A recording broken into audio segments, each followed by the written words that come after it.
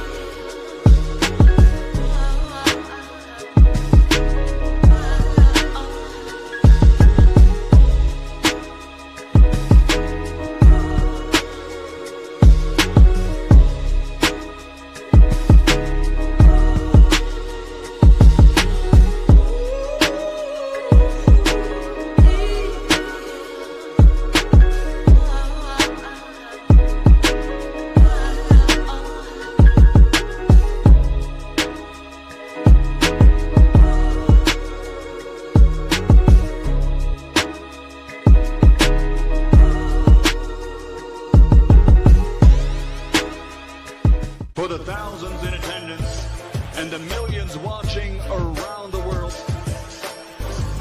ladies and gentlemen,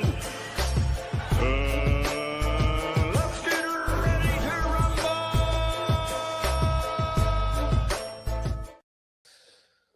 Yeah. What's going on, family, man? It's our boy, Coach Malachi, in the building, and we are back. True Media Podcast, we back up in this BI, man. We back up in this BI. Y'all know what time of TI is. It is what it is, man. Salute to the family, man. Peace to the family. We were supposed to start it a little late today at 3:30, 30 minutes later, but it's a meeting that I had, and I was like, man, I realized I can go back and watch the video replay of it. I'm taking a class right now, so I'm gonna be in this class for like 4 month class. 4-month class. So be in this class for 4 months, training class. So I was like, man, you know what, bro? The dude was late. I'm like, man, let me just go ahead and just start the show now. I just start the show today, and then I can always go back and look at the replay of it. You know what I mean? So because it was something really minor, I'm like,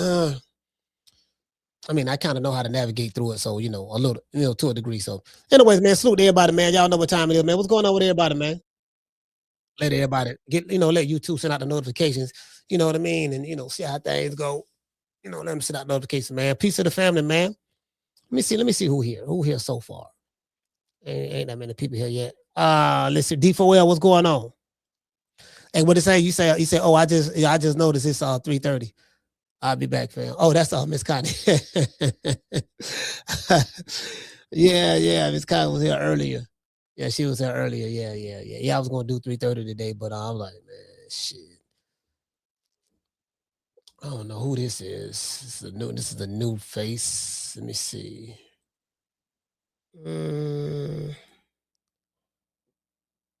Pull this channel up. Yeah, man. I'm just sitting back, man. Like, this shit kind of reminded me. Like, I know, kind of reminded me when I was going to the acting improv classes I was doing over there in St. Pete. That was in 2024, the summer of 2024. Yeah, something like that. No. Was it summer? No, it wasn't the summer. It was I want to say like November 04. No, October, November. Between September, October, November. I think September, October, November. Yeah. It was kind of like an 8-week. You get what I'm saying? I just always wanted to see what it was like. How them classes was like. I met some interesting people, man. Shout out to DT. DT, what's going on, fam? Yeah, man. I'm sitting back. We got this fight coming up this weekend, and I'm like,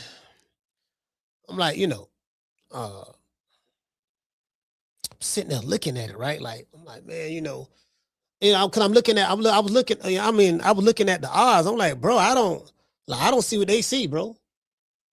I really don't see what they see. You know what I mean? And just based on, pretty much based on what is it? Based on what we saw this past weekend, I'm like, man, shit. You coming in the ring with that boxing shit. Yeah, you coming in the ring, just trying to just being a pure boxer and just boxing and on the back foot the entire fight and you ain't the guy that's pushing forward. I'm like, man, I don't know about that, bro. Yeah, I don't know about that one. I don't know about that. If you ain't the guy that's pushing forward, yeah, I don't know about that. I don't know about that at all. I don't know how that's gonna work out. I don't know how that's gonna work out at all. You get what I'm saying? So I told I told myself I said I'm gonna start by dropping some more videos. I ain't been dropping. I mean, I dropped shorts, but I ain't been like dropping like full-fledged videos. It just said the reason why I don't drop a whole lot of full-fledged videos, I do it in spurts. You know what I mean? Like I may pick it up a little bit, but I like me, I just don't like making videos about everything. You know what I mean? Like, I mean, that ain't my lane. My lane is, you know what I mean? Like that ain't my lane. I like doing like more live shows and then do the shorts. I like doing the shorts because it's 3 minutes. I say shit, I can say whatever I need to say in 3 minutes as it relate to, somebody finna fight each other, or this fighter said that, or that fighters did this, or what this was going on over there, that's what's going on over here. I'm like, yeah, 3 minutes. That's about it. You get what I'm saying? Now you can milk the clock. You can't milk the clock now. Shout out to Blue. I be looking at Blue. I say, goddamn, Blue get the butter from the duck and the duck from the butter. He be milking the clock. Blue, hey, shout out to Blue's guy. I say, Blue be milking the clock, boy. Blue, boy, hey, listen, Blue see anything. Okay, somebody said something on Twitter. What's good, YouTube?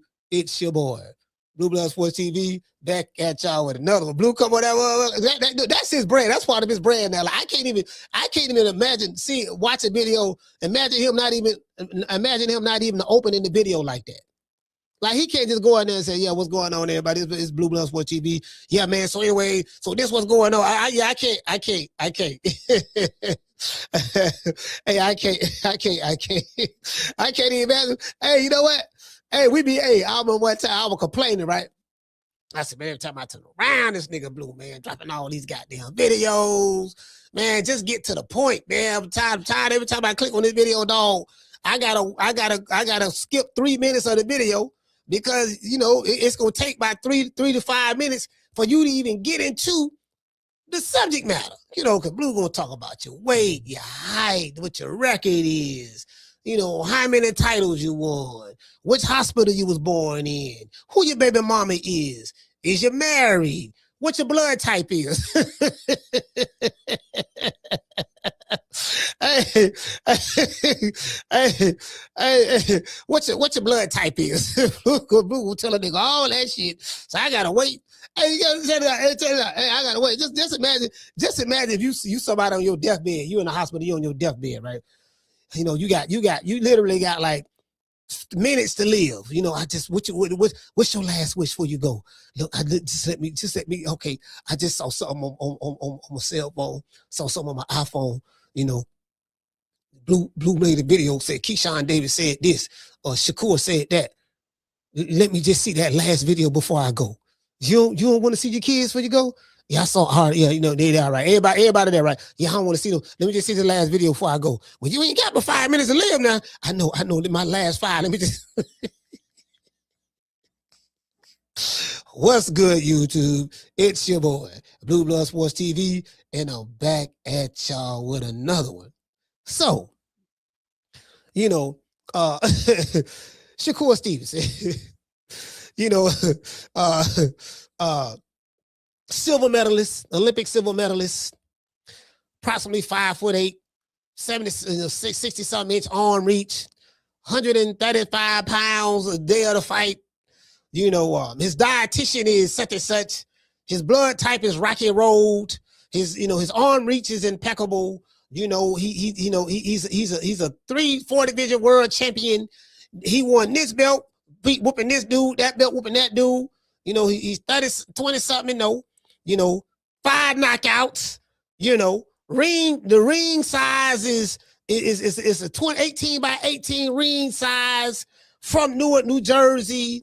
With the Newark New Jersey high school, you know, had free lunch. Nigga, hey, I'm on my last minute, dog. 4 minutes don't went by. 4 minutes don't went by. This my 60 seconds left. Just please, I don't want to die without hearing what the subject matter is. Nigga, they say, you know, flatline. Then Blue get into it. Nigga don't die, dog, man. You know what, fam? Man, dying with, she didn't want to hear what you had to say, dog. It took you 5 minutes to get to the point. True. Nigga dead. Nigga be dead fucking with Blue. Hey, Carl, shout out to Carl. Hey, Carl, I'm telling you, man. Hey, I'm telling you, bro. Nigga don't die, man. Like, man, motherfucker trying to bring you back. Ain't no coming back. Hey, listen, ain't no coming back. You know, yeah, dog. Yeah, it's too late, fam. Yeah, it's too late, dog. It's too late. He don't pass, dog. He will wait. He will wait. Man, I'm sitting back, but listen, I'm sitting back looking at this fight, right? And like, for the life of me, I don't get it. I don't understand. I don't like Teofimo, but I'm like, dude, I mean, as a boxer, bro, like, I don't see him getting smoked in this fight. Like the odds, if y'all look at the odds, they got the odds like this dude just want to get smoked by Shakur. And I'm like, you know what I mean? I don't like, bro, like, for real, like they think really, really highly of Shakur. You get what I'm saying? I'm like, shit. They talking like this nigga Ultra Instinct Goku or something. I like Shakur as a fighter, but I'm like, bro, I don't know, man. Like, you know, like Teofimo, that motherfucker, he can fight, bro. But of course, styles make fights, and they're looking at it from a pure boxing standpoint. And when he fought Sandor Martin, and Sandor Martin dropped him and all that stuff there, and Sandor Martin lost that fight. A lot of people thought he won that fight. I thought he edged it out, but the thing is, you know, I'm finna go back to what I said. We just saw this past weekend 2 fighters. We saw Andy Cruz, and we saw Jesse Hart. Both fighters had one thing in common. Both fighters were fighting, doing a lot of lateral movement and fighting on the back foot. One fight, it was clear that even though this guy was on the back foot, he won the fight. He purely outboxed Jaleel Cole. The other fight with Andy Cruz and Raymond Muratala was letting his hands go. And he was pressing the entire fight. Had Andy on the ropes, this and that, and he was pressing the entire fight. And the guys who was the aggressor were the ones who won the fight. Raymond Muratala naturally won the fight, and Khalil Cole definitely did not win the fight. But he was given the fight. So that told me that, you know what? The judges favored the pressure fighter. Now Raymond Muratala, you know, won. I thought it was a lot closer, but you know, he won. Right, the right guy won, but I just thought the scorecards was too wide. I think one guy had 118, 118, 110? Yeah, 118, 110 was crazy. Yeah, that was just, that's, you know, I don't know who that was. That was just, that motherfucker was blind. That must have been Raymond Muratala's cousin or something. See who this is. Yeah, that must have been Raymond Muratala's cousin or auntie that was scoring that one. You get what I'm saying? Yeah, dog. You get what I'm saying? That had to be it. Cause there ain't no way in the hell that was no 118, 110 fight. Like literally, so Andy Cruz ain't do nothing. So what he did, he was just getting beat up like Krillin off of Dragon Ball Z. Yeah, he ain't stand a chance, dog. He was just getting beat, you know what I mean? Pillar to post. And it wasn't that wasn't it. So, you know, shout out to the Prince. What's going on, fam? Yeah, so I don't see that. Bro, I don't see it. I'm telling you, I don't see that, bro. Like, man, this shit gonna be a lot closer.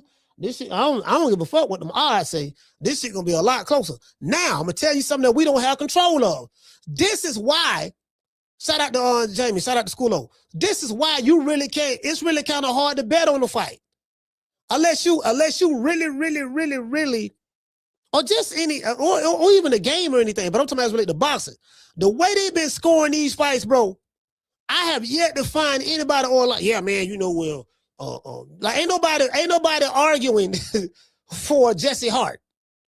Because Jesse Hart ain't no big time fighter. He ain't no big name fighter. So ain't nobody really arguing for him saying he got robbed and all that stuff there. Everybody know he got robbed, but you know, when you're a fighter that's not a very popular fighter, then ain't nobody really gonna pay it any attention. Now, if it was a Canelo or the favorite fighters that the casuals love so much, because if it was a Canelo or a Tank or like perfect example, with the Lamont Roach situation in Tank. Because Lamont Roach wasn't a big name and Tank was the name and the draw, everybody overlooked, oh man, you know, yeah, it was a draw. But it had, as I said before, had Lamont Roach did exactly what Tank Davis did when they fought, got hit in the eye from a jab, took, looked at the ref, backed up, took a knee, voluntarily took a knee. Then, in essence, called the timeout in the middle of the fight, which where Lamont Roach messed up at. Lamont Roach didn't attack Tank. See, that's Lamont Roach's fault. See, that's that old nice guy stuff. You get what I'm saying? If the man take a knee and you see the ref don't, after you hit him in the eye, and whether it was a hard punch or not is irrelevant. Contact, he went back up, took a knee. According to the rule, right? That's the rule. And you, in essence, take a timeout and then go to your corner and stick your head through the ropes. What the hell Lamont Roach is doing? Just sitting there shang-lang and chilling? If the ref ain't saying stop, break, or whatever the case may be, what you sitting back chilling for? You supposed to arrest him. Soon as he took that knee, you see the ref ain't did nothing, and then he went to the side. Lamont Roach supposed to ran over there with him. Make the referee do something. Wait a minute, man, what you doing? What you mean what I'm doing? You say defend yourself at all times. You didn't break it, you didn't stop it, you didn't do anything. So apparently it's still action in the fight. But what I said was, had that been Lamont Roach, and Tank would have been on the opposite end of that in the fight, and Lamont Roach would have took a knee, then went to the ropes and stuck his head through the ropes and got the referee, got the trainer to wipe his face. What you think would have happened in that fight then? The referee would have disqualified Lamont Roach. Because that's the rules. It's certain fighters get certain favors. It's always been like that. That just relative to the situation. So I say all that to say this. As a fan, if you're betting on the fight, you can't control that. Which in any gambling situation you can't control. You just hope for the best. You know what I mean? You just place your money down and just hope for the best. You can't control that. You know what I mean? So he said Roach couldn't do that because Tank ran to the corner. He could have did it. He could have ran with him.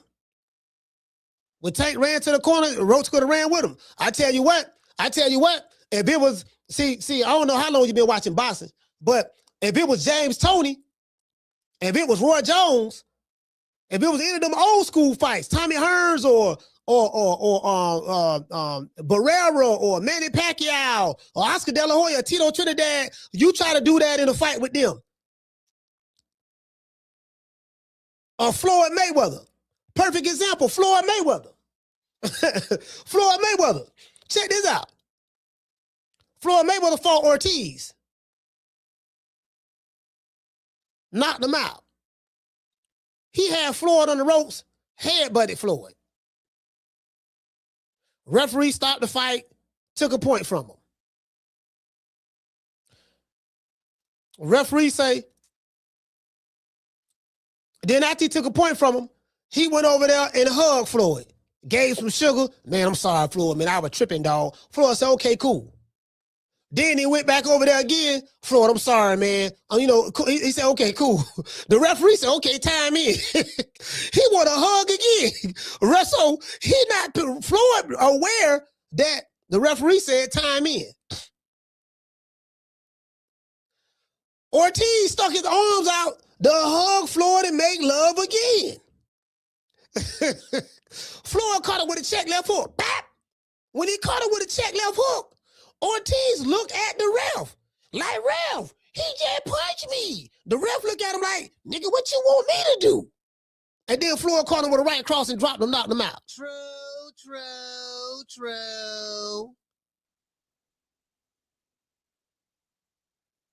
You get what I'm saying? The ref was one ref followed the rule. Look, no, defend yourself at all times. The ref tell you, and defend yourself at all times. Unless I come in and break y'all up and stop the action in the fight, that's the only time the fight's supposed to be stopped. Unless the referee, he get instructions in the ring, unless I stop the action. If I don't stop the action, you defend yourself at all times and continue to fight until then. Those are the rules. So Lamont Roach could have did that. If the nigga just run to the corner, I'm running over there with him. In the middle, now listen, this ain't the end of the round, this the middle of the round. So not to relitigate the past, but my point is we can't control that. You can have a fighter that clearly won the fight. Everybody, hold on, like bro, check this out. Listen, Jesse Hart and Khalil Cole. You say everybody boo when that fight was over, man, come on, man. But because it's Jesse Hart, ain't nobody really raising no records about it. Everybody was like, oh, man, I was messed up, man, this and that, yada, yada, yada. But hey, listen, Greg Hackett ain't really raised no records about it, really. I mean, he probably did the next day, but you know how it is online. Dudes be talking about the same, the top fighters, you know what I mean? All the time. So it's like, so it's kind of like, well, look, man, ain't nobody really, pressing it or nothing like that. Cause it's Jesse Hart. But let that would have been Canelo. Let that would have been Tank. Let that would have been any of the top name guys. Let that would have been a Ryan Garcia. Or, hell, even a Jake Paul or something like that. Man, they robbed him. They did this and did that. But my point is this. This is my point. Based on what we just saw, the referees did. And then you got Tim, listen, more than likely Tim Cheatham. I don't know how Tim Cheatham keep getting hired. So this how anytime Tim Cheatham is involved, matter of fact, who the hell, let's see what this motherfucker look like. Let's pull up Tim Cheatham and see what he look like. Tim Cheatham. Boy, that's a hell of a name there, boy. God damn. Boy, that's a hell of a name. How you know what I mean? Like, how you? Let me see.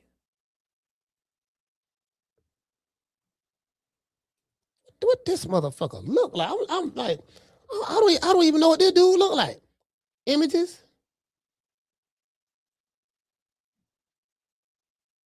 wait a minute.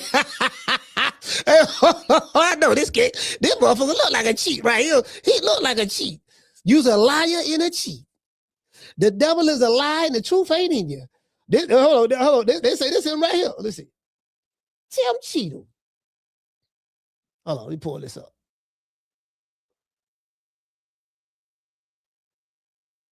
Hold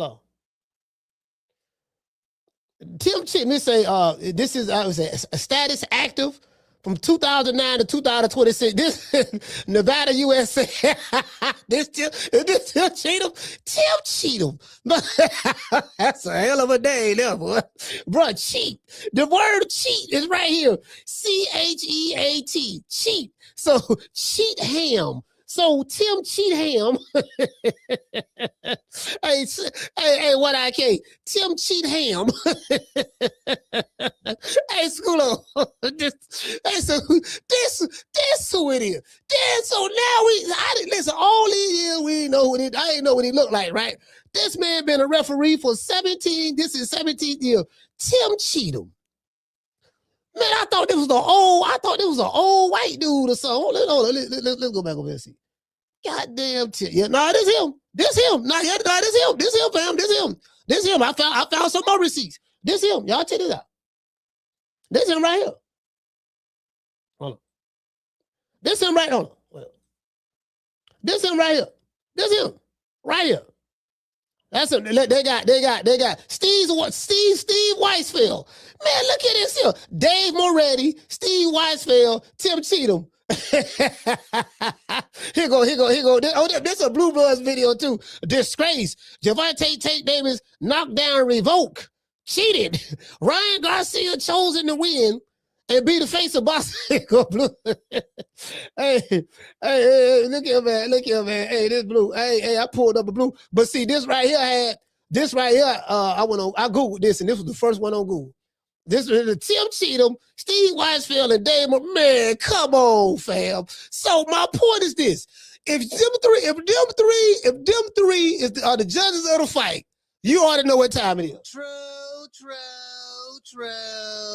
Hey, Wookie Woo. Wookie Woo, come on, listen. This, bro, look at they look like crooks. Look at, especially look at the man. The man got the Cheatham look on his face. Tim Cheatham. Let's pull this on. The man got the cheat look on it. He got that little smirk on his face. He look like he finna rob a nigga. White collar crime. I'm gonna rob you without a gun. You know what I mean? And then Steve Weisfeld. Come on, fam. Look at this here, fam. Man, and then you got come on, fam. See, we ain't got no control of that. That's what I'm trying to tell you. We don't have any control of that. So I'm like, man, I don't know about this. They got hold on. They got doggone. They have Teofimo Lopez. Matter of fact, let me read my opening monologue. Let's read the opening monologue first. Hold on. Sorry about that, y'all. What style of boxing Shakur Stevenson and Teofimo Lopez must employ, basically use, in order to beat each other? Now, I know the question sounds crazy, but it's not. I want y'all follow me. I'm finna take y'all somewhere. On January 31st, in about 5 days, if I'm not mistaken, about 5 days, somewhere up in there, 4 days, maybe 4. Yeah, 4 days, right? Anyways, on January 31st, Teofimo Lopez and Shakur Stevenson will face off against each other in New York. Teofimo is looked upon as the underdog. As a matter of fact, Teofimo is a plus 250 underdog. True. So I don't know, boy. They giving out odds like that. I say shit. They might have to get me. But they, you know what I mean? They might catch me slipping on this one. It ain't the fact that I don't like Shakur. Again, I ain't got a dog in the race. I don't really give a damn I need one on. But I'm just saying I ain't got a dog in the race. But I'm just saying I'm like, man, shit, nigga, Teofimo plus 250. I mean, bro, they treat that man like he a scrub or something. I'm like, man, shit. Is Shakur Stevenson levels above Teofimo like that? Listen, Shakur Stevenson is a -3. I'm gonna say, I think he -350. Hold on. Lopez versus Stevenson odds. Man, they got Shakur Stevenson. I want y'all. They got Shakur Stevenson a -330 to 350 favorite. 3.5 to 1 favorite. Oh man, I don't know about that, boy. Hey, okay. I say, boy, I'm talking about, boy. Listen, boy, what it is? Odds checker, a draft, boy. They might catch me slipping. They might catch me slipping on this. I might put a little light, some just enough to wet my beak, like them ducks, ducks sticking their beak in the water. Hey, bro, I'm like, listen, fam, listen. But hold on. I'm painting a picture for y'all. This is gonna be a Picasso. Why they got Teofimo as a plus 250 favorite? Why? I have no idea. However, based on what we've seen this past weekend that just passed, pure boxers haven't been treated so kindly by the judges. The question that I have for you guys is this: for Teofimo and Shakur Stevenson to get the nod from the judges, and again, we don't know who the judges is. There's a good chance Dave Weisfeld and Tim Cheatham are gonna be on that card. Bro, matter of fact, let's see who the referees is. Let's see who the referees is. No, not the referees, the judges. Who are the judges? Hold on. Who are the judges for the Teofimo Lopez versus Stevenson fight? Question mark. Let's hit this up. Let's see what you.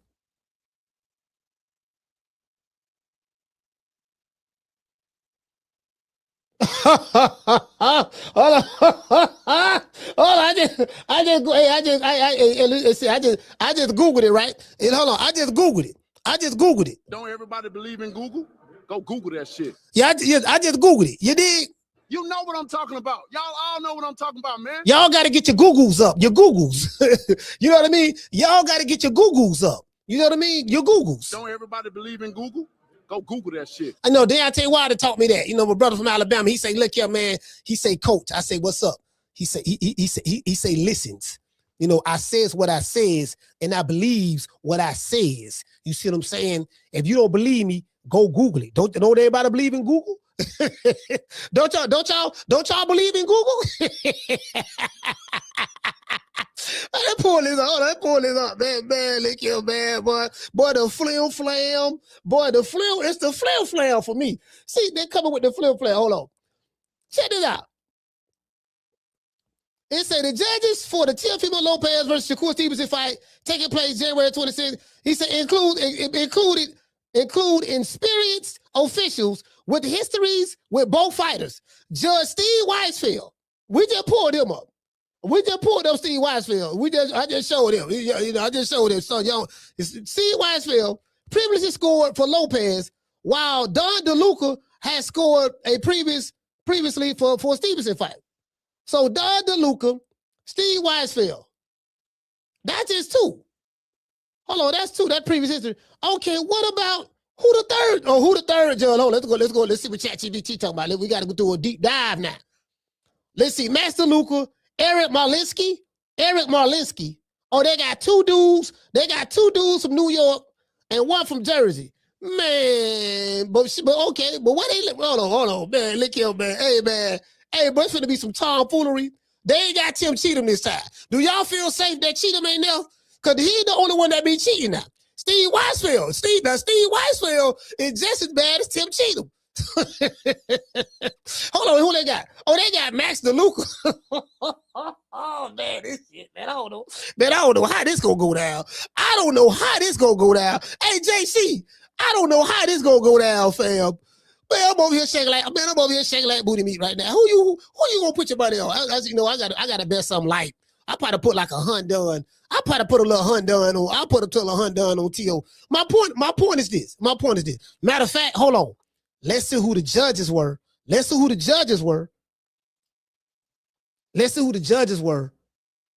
Okay, hold on. Who it was? Let's see.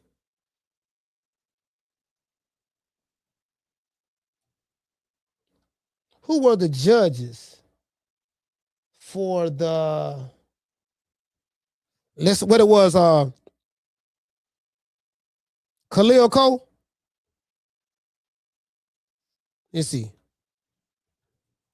Jesse Hart versus Khalil Cole. I'm trying to see something. Y'all. I'm trying to see something. Cause this gonna tell, like, this is very important. Let me see. All right, so that fight they had David. Oh man, look here, man, bro. The corruption is everywhere. That fight right here.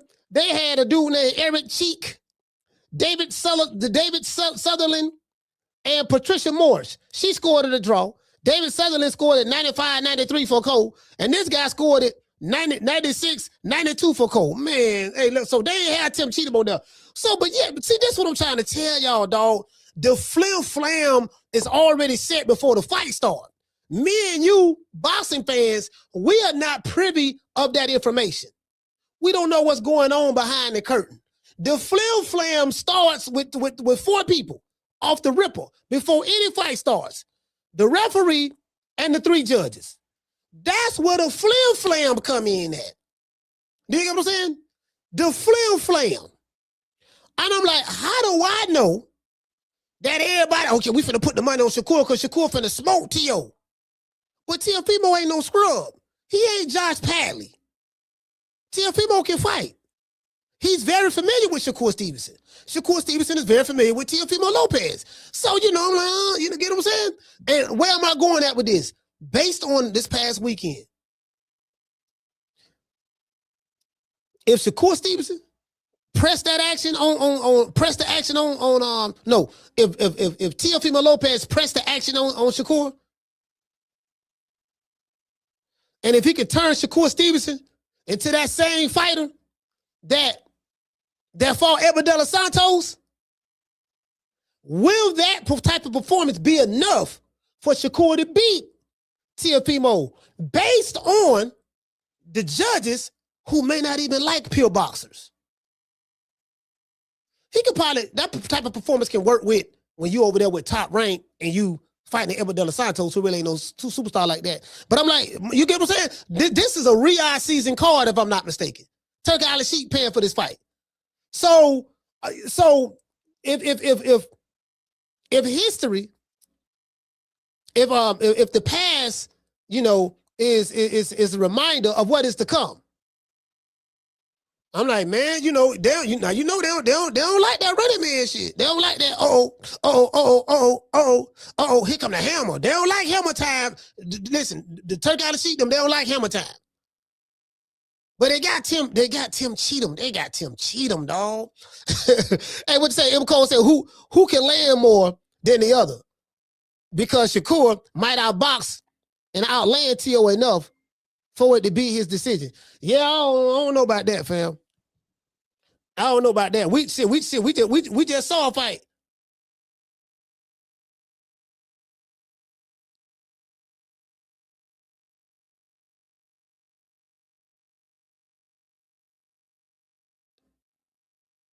Hold on.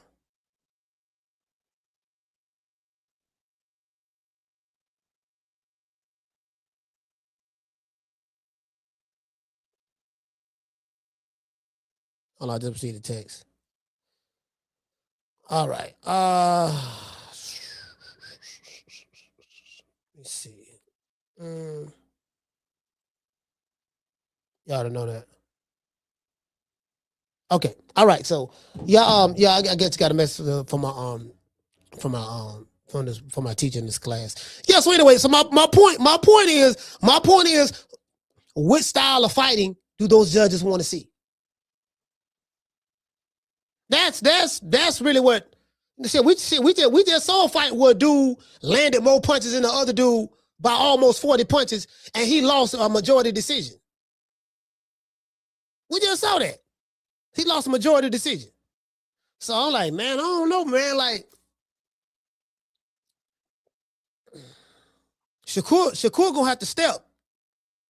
Because like y'all say, what y'all say the past weekend? Oh man, you gotta beat the champ. Andy Cruz lost that fight to Raymond Mutathala because he didn't beat the champ. You gotta take it to him convincingly. That's what y'all say. And I agree with that. But we know that ain't how boxing works. Boxing picks and chooses when the person there, you know, one fight, oh man, he didn't take that was the whole argument with Marvin Hagler and Sugar Ray Leonard. Sugar Ray didn't take the belt from Hagler. He didn't dominate Hagler in no way, form, or fashion. It was a split decision, and the fight was very, very close. But you fight Sugar Ray in Vegas. You get what I'm saying? So we saw a close fight, you know, between Raymond Mutathala and Andy Cruz. You know, some of y'all may say, oh man, Andy Cruz guy, it was a watch. It wasn't no watch. That was a damn lie. So, I mean, that fight was a lot close. That fight was real close. But Raymond Mutathala definitely won the 11th to 12th round. Those championship rounds, he sealed the deal. You know what I mean? From what I saw. So my point is like how he gonna take that fight? And Shakur ain't finna get hit. Listen, I told you, it's two fighters on the planet Earth. If they don't want to get hit, you ain't gonna hit them. That's Shakur Stevenson and Devin Haney. They jump back game is second to none. Now Floyd Mayweather had a mean one too. Floyd Mayweather take that half step back, but he'll come back and counter. You get what I'm saying? When he was Pretty Boy Floyd. You know what I mean? Money May was a different style fighter, but yeah, man, I'm like, man, listen.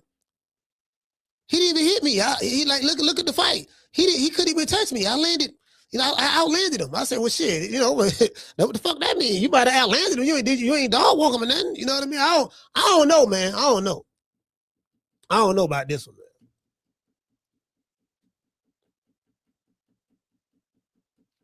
I don't know about this one, man. Hey, shout out to the Cardenas.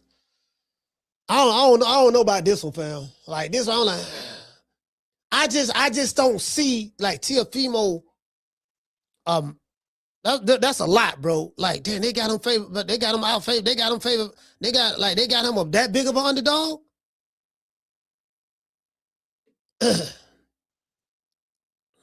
Hey, the Prince say Shakur gonna stand in the pocket and kick T.O. ass. I hope so.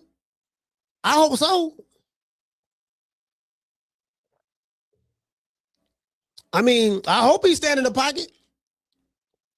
That's what I'm saying. I don't know. I don't know the answer to that. All I'm saying is, from this past weekend, and hold on, I'm gonna tell y'all something else too. After that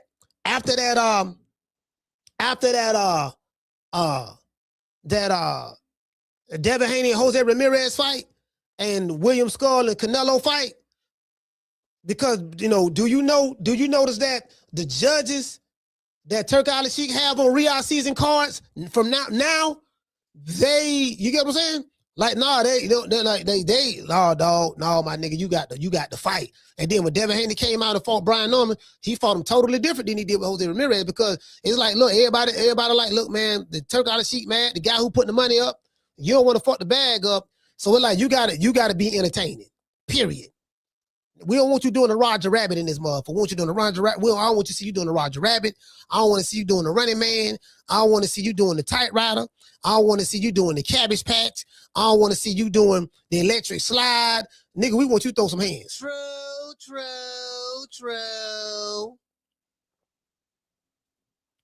So I don't know.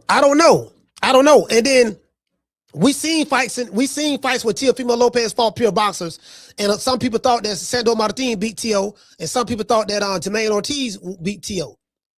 But they was pure boxers on the back foot, doing a whole lot of lateral movement. Sometimes, man, you got some judges, they'll punish a nigga for doing too much lateral movement. Like, this nigga don't, like, nigga, are you gonna plant your feet and throw anything?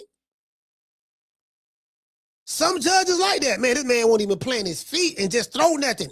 Yeah, he landed, but he landed powder puffs. Tap, tap, tap, that old powder puff, weak ass shit. Other dude landed some punches too, but niggas, you gonna plant your feet and throw anything.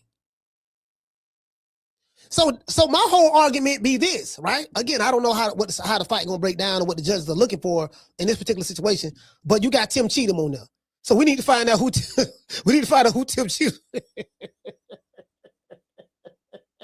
Motherfucking Tim Cheatham. Tim Cheatham and Max DeLuca. Lord, bro. Oh my God. Ooh, Tim Cheatham.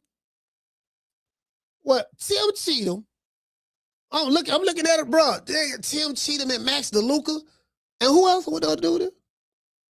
No, Tim Cheatham and Don DeLuca. No, Steve, no, it's Steve Weisfeld. Let's see. Hold on, I'm pulling it up right now.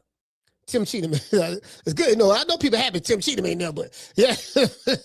Tim Cheatham cousin there. Let's see. Tim Cheatham cousin is there, though. It ain't Tim Cheatham ain't there, but his cousin here. Let's see. Max DeLuca, Eric Malinsky, and Steve Weisfeld. And the referee, Harvey Dock. Okay, we got Harvey Dock, the referee. This Harvey Dock is the one that referee Ryan Garcia and Devin Haney fight. Okay, we got Harvey Dock there. Now, some say that Harvey Dock was on Bill Haney's payroll. I cannot confirm nor deny that. I ain't got no proof of that, man. That's what they say. I think they were just throwing a smoke screen out there. Yeah, but Steve, Max DeLuca, yeah, man. I don't know. See, I got these two on a bubble. Max DeLuca and Steve Weisfeld. We know how Steve Weisfeld get down. Hey. Man, I don't know, man.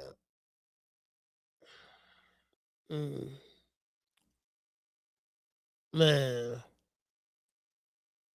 I don't know, man. I don't know who this shit. Hey, shout out to Amaro, man, to be on the safe side, dog. To be on the safe side, you just gotta Yeah, you just gotta go scrap, bro. To be on the safe side. You just gotta, man. You know what, dog? I don't know how these motherfuckers call it fight, dog. Nigga, I'm finna step. See, this is the thing, too, right? This is another thing.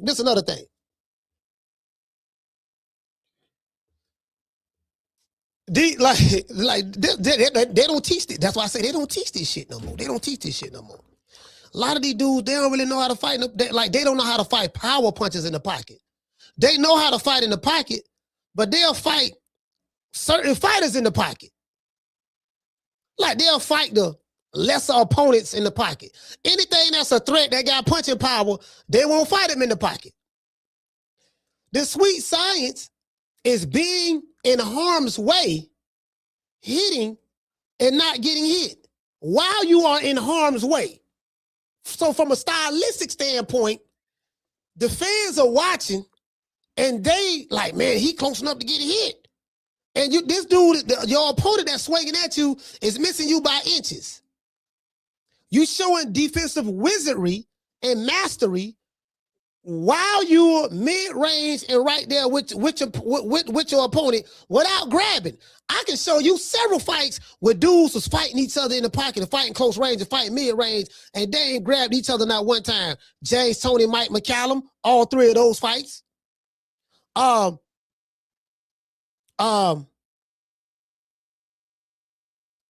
What's my main man name?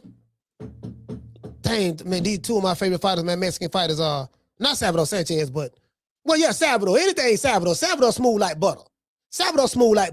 Salvador outside, mid-range, inside, and he won't even grab you and tie you up. These dudes don't do that no more. They don't know how to fight like that.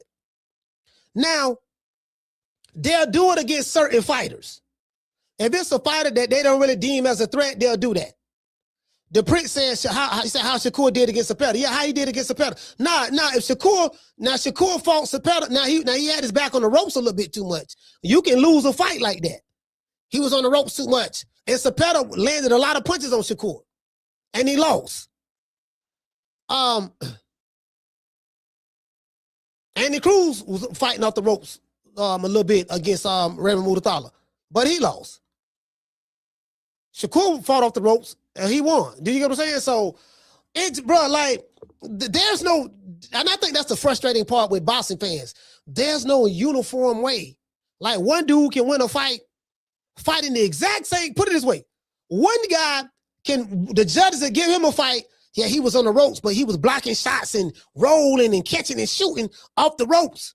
Yeah, the other guy was landing, but his punches was ineffective, but he was landing a lot of punches and swarming them and stuff like that, landing a lot of punches.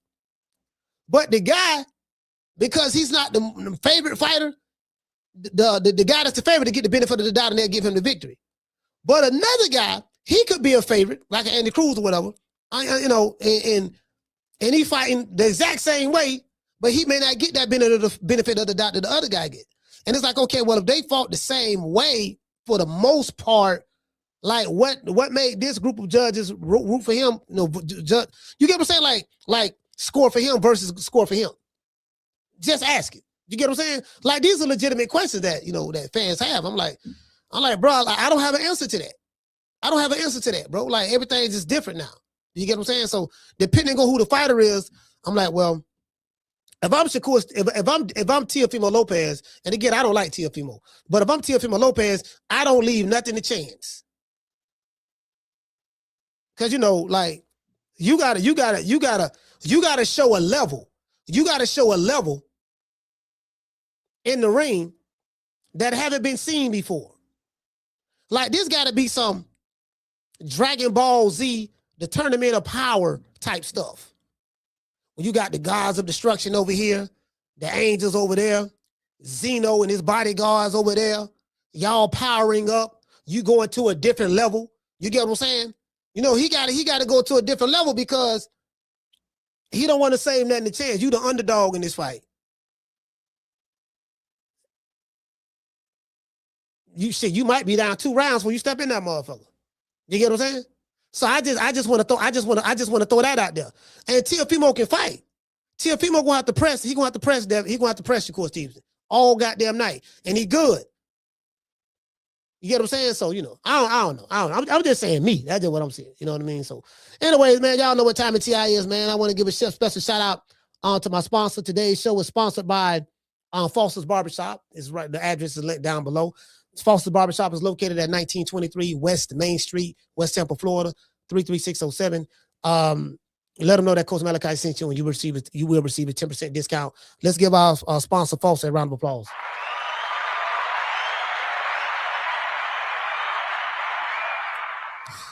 A lot of people going to jail, getting arrested. I see that. I did see some stuff on YouTube and all that stuff there. A lot of y'all still want to get out there and do your thing and go to jail. So if you're in the city of Tampa and you about that life, you might want to get you some about that life insurance. Call IT Bail Bonds. Sitting in any kind of jail right now for child support, driving on a suspended license, or a missed court date? Don't even trip. I made one phone call to IT Bail Bonds and they had me out the same day. No judgment, no games, just real people who move fast. If you or a loved one is locked up in the city of Tampa, call IT Bail Bonds at 813-231-2663. IT Bail Bonds is located at 6201 East Hillsborough Avenue, Tampa, Florida, 33610. IT Bail Bonds. When freedom is on the line, call IT. Hey man, shout out to Dr. Tony. Hey, what did it say? Dr. Tony said, yeah, he said the difference is I agree with that. I agree with the difference. I agree with the difference, but you know what Dr. Tony is saying. Dr. Tony is saying that he said the difference is the different dynamics. Say Cohen Hart took into account posterity. He said Hart is 36, whereas Shakur and Teo still in their primes. Yeah, you're right. Both of them are still in their primes, but the outcome is the same. What I mean by that is the judges. We're gonna always go back to the Timothy Bradley interview that I had over here. I had a bunch of them. As a matter of fact, the most views I've ever gotten on any interview has been Tim Bradley. With him, right? That one interview we did got over 200,000 views, almost 300,000 views. Tim said, I asked Tim, this is the question I asked Tim, and I always bring this up to y'all. I say, Tim, before you go in the ring, do you always, do you go out your way to know who the judges are going to be? He said, yeah, absolutely. I say, depending on who the judge is, do you pretty much have an idea or know what style of boxing that those judges want to see? He said, yeah. And then we went to talk about certain boxers. He say, I think it's a female boxer named, it's a female, no, not boxers. He was talking about different judges. I think it's the female judge named Duva. I'm not sure. He said, yeah, like her, I know she's on the card. I know she's one of the judges. She lean more towards boxers. And I know this judge, he like pressure fighters. So I try to do a little bit of both. You know what I mean? He say, but if it's a card and I know how these judges score the fights, because these judges even the judges go off of styles. Like, just like you and me have a style that we like to see, that we favor, judges are the same way. They're not robots. They have a certain style they like to see. So Tim said it is very important for you to understand who's doing the judging, and whatever your game plan is, you better fight accordingly based on who those judges is. And who am I to argue with a Hall of Famer? You get what I'm saying? Shit, I'm just saying, fam. Yeah, man, motherfucker, shit. Yeah. Hey, what you say, Keela? Hold on. She said, Coach, I'm not gonna lie. She said, I really need to find a job for you in professional boxing. Oh, you think so? Hey, I'm like, man, look, hey, shout out to that 90 chick. Shout out to that 90 chick. Hey, what it say? You said you in Palm Springs right now? Oh, you in Palm Springs right now? Y'all see that 90s chick? Y'all see that 90s chick? You know what I mean? She looks so cute. And y'all see where Keela at? They're going Keela right there. What's going on, Keela? Huh? Yeah. Well, is Miss Connie here? Where Miss Connie at? Is Miss Connie here? Anyways, yeah. So my thing is this here, right? This is my thing. I'm like, man, when Tim told me that, So if you got 3 judges who like pressure fighters, and you in that bitch, here come the hammer. If you in there doing that, man, I outlanded that dude by 100 punches. Look at his face. I outlanded by 100 punches. You just can't give a dude a round just because he's applying pressure. He has to apply effective pressure. He wasn't really landing no punches like that. How I lost that round? That judge, he ain't like your style. True. He did not like your boxing style. That's my point. My whole point is it ain't about who land the most punches when it comes to judges that I'm noticing. It's about, do they like your style or not?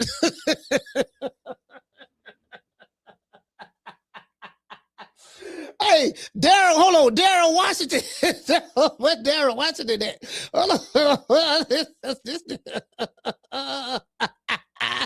Hold on, wait a minute. So Darryl Washington, where you at, fam?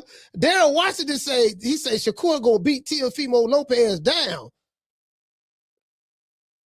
When he gonna beat him down? Like, when is Shakur beat anybody down? Like, what elite fighter he's ever beaten down? Teofimo is an elite fighter. Again, I don't like Teofimo.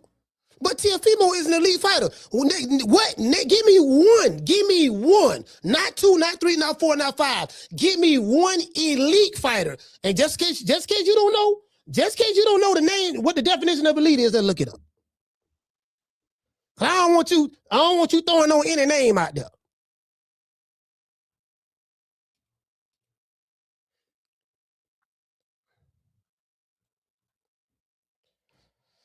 Hold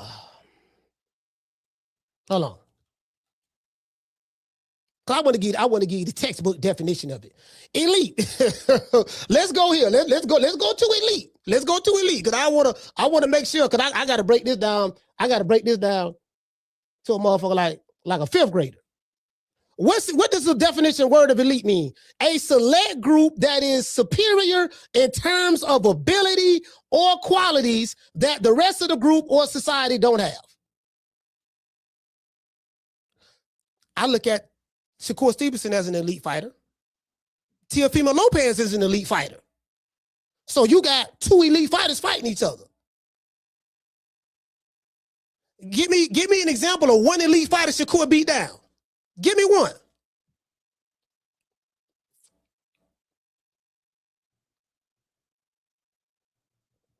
Matter of fact, let me drop these phone lines.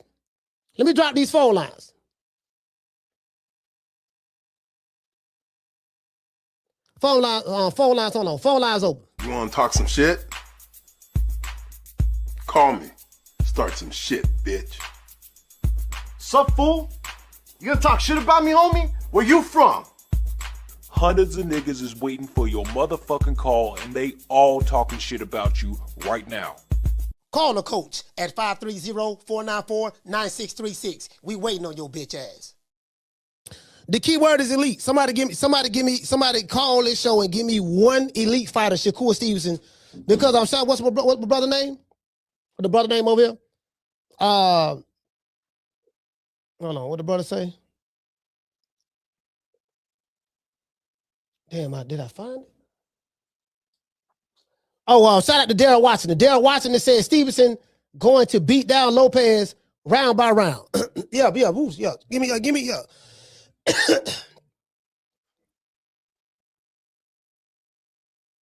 Hold on, caller, hold on. I gotta I didn't connect my Wi-Fi to my phone, my Bluetooth. All right, the Bluetooth. All right, we connected. All right, caller, what's your name? Where you calling from? Jamie from New York. Jamie, talk to me. Hey, coach, I don't know shit about odds, but for them to say that or to think that he was going to get blown out of the water, I don't know about that, man. Look, coach, both fighters got skills. And for me, the question is, can Teo pop at 140? I keep hearing he hasn't knocked anybody out at 140. Okay? On paper, Teo is also the bigger man, right? And he's also the defending champ. I'm not knocking Shakur. Shakur got, In his last fight, he put up a masterful performance. He fought in the pocket. He was sitting on his punches, and he was landing heavy against Cepeda. He got hit, but he got hit a lot too. Yeah, exactly. He did. Can he do that against Teo? You know, between Teo and Cepeda, who has the bigger firepower? We're gonna find out. You know, but again, bro, for Teo, I feel that he's gonna have to press. You know, I've seen him do it. You know, he's gonna have to bring his A game in that department. There's no question about that. Teofimo is very, very athletic too. He's more athletic than Shakur Stevenson. He's definitely more athletic than Shakur. Yes, sir. Yeah. Yes, sir. Yes, sir. And for Shakur to win, you know, you're gonna have to take chances, boy. That's all, you know, and press the judges. You know, I feel that this is Shakur's time to shine.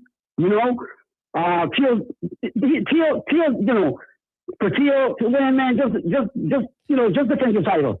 You know. Again, you've been in the bigger fight, so this is nothing for you. You know, it's nothing to him, nothing new. I'm gonna go with Teo. I think that the power is gonna make a difference. And also, you know, I hear you talking about it, Coach. What happened last weekend? Yeah. You know, I've been hearing it for decades. The judges, yes, they do give more credit to the person who's trying to make the fight, the aggressor. That is a real thing. Yeah. For Morata, he put on a great performance. I think that's what won him the fight, but he still won. He was getting hit. He was getting hit flush, bro. Yeah, he was. But he won. He won that 11th and 12th round. Yeah, that 11th and 12th round. He definitely won that. He closed it out. He closed the show. Yes, sir. Yes, sir. Right there, he pulled it out, bro. You know what I'm saying? As a defending champ, he did his fucking job. Now Teo, also defending champ. This is also his time to shine. Let's let the best man win. That's my call, bro. Respect. All right, salute, fam. Shout out to Jay.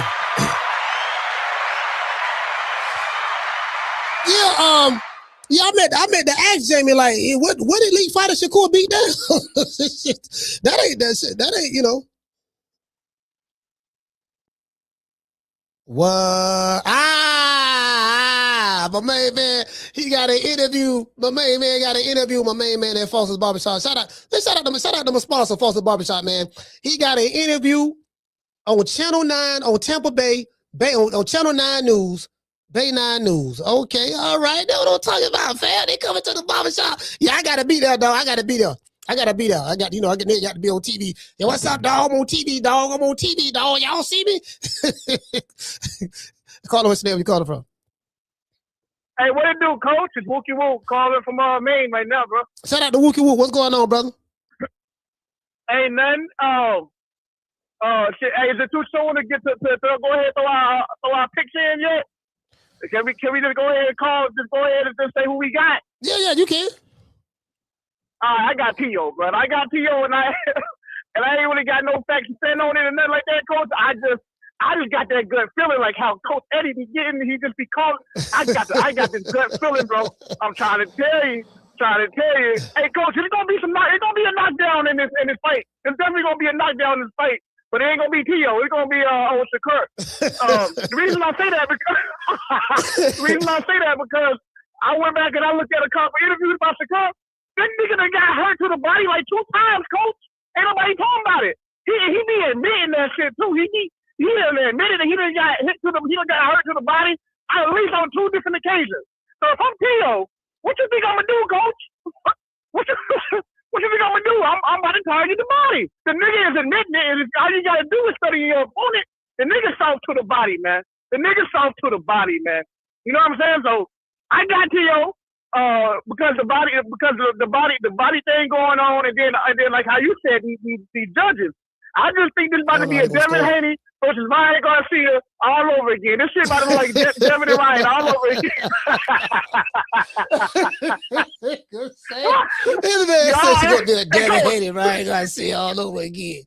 Listen, I'm not listening to bro. Come on, nah, listen, hear me out, Coach.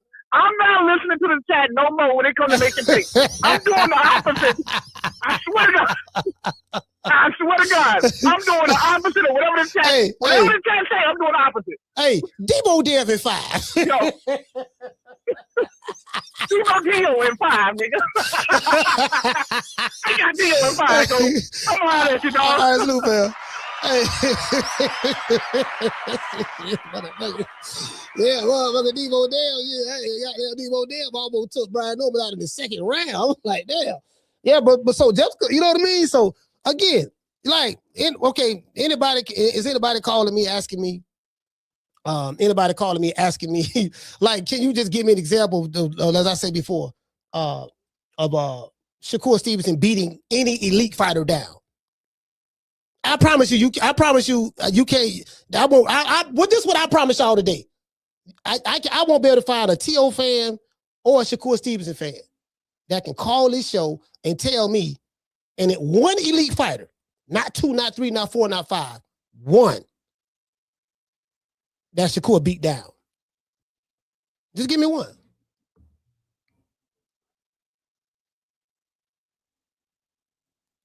Caller, what's your name? Where you calling from? Coach Malik, what's going on, man? It's AJ from Baltimore. AJ from Baltimore, talk to me. Hey, what's going on, man? I got Shakur, man. I ain't gonna lie, I think Shakur gonna hurt him. Mm-hmm. I don't know what the fuck I'm thinking about. I don't know what the fuck I'm smoking on, but I think the nigga Shakur gonna win, man. What style you think he gonna box him in to hurt him? Is he gonna fight him on the front foot or? He gonna run. He gonna run. I mean, I ain't gonna lie, Shakur gonna run. And he gonna run what the first 5 rounds, then he going boxing. I mean, I'm bluffing. I'm bullshitting. Of course, that nigga ain't gonna win by no body shot. I got T.O. and I got OT. I'm bluffing like a motherfucker. That nigga ain't gonna win, man. He gonna run around the motherfucking ring. Turkey gonna be mad. The fans will be mad. When he fighting in New York, get pulled out in New York. Niggas gonna be even again. Yeah, they fight in New York. See, this is my thing. I think this fight is a lot closer than what the odds are saying it is. I'm saying, like, I don't see Shakur Stevenson. I mean, maybe again, I got glaucoma in one eye. I'm a cataract in the other eye. He's a great fighter. He's an elite fighter.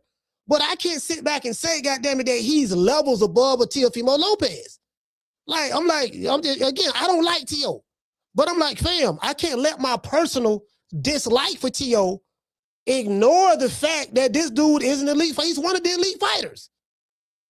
He's one of the dudes that they said when he was at lightweight, who they said was the 4 kings. Well, I don't know what reporter who said it, AJ. They said it was Tank, Ryan Garcia, Teofimo Lopez, and Devin Haney. So how can you say that Teofimo was one of the 4 kings in one breath, but then now he's Shakur's levels above him, and I ain't seen nothing. I'm like, I don't see a lot of Shakur Stevenson fights. He looked like a Super Saiyan when he fighting Josh Padleys and these other guys. I say, but because I never seen him fighting another elite fighter. Never. He hasn't. There's not one elite fighter on his resume. He fought some good fighters, but Oscar Valdez ain't no elite fighter. Jamel Herring ain't no elite fighter. They used to spar all the goddamn time. I mean, who else? William Cepeda ain't no damn elite fighter. So, what people think is they go off his featherweight resume at 30. He had a good resume at 30, so that's what everybody going off of. But you go it wasn't no elite fighter. It wasn't a beat. Yeah, he wouldn't beat no elite fighter, but it was an elite performance. Yeah. It wasn't an elite fighter, but it was an elite performance as far as him standing in the pocket. But as far as him trading with T.O., I don't got him doing that. Like I said, he gonna run around. T.O. got to play catch. And I think, like you said, T.O. is athletic enough to keep up with him running around. So it's going to be an interesting fight to me. I'm locked in. I really want to see the Keyshawn and Jermaine Ortiz fight. Oh, the Keyshawn and Jermaine Ortiz? Yeah. I think Jermaine Ortiz, AJ, he gonna fight it. He gonna fight his fight. He gonna box, be on the back foot, stuff like that. Like with Keyshawn, I like these young guys.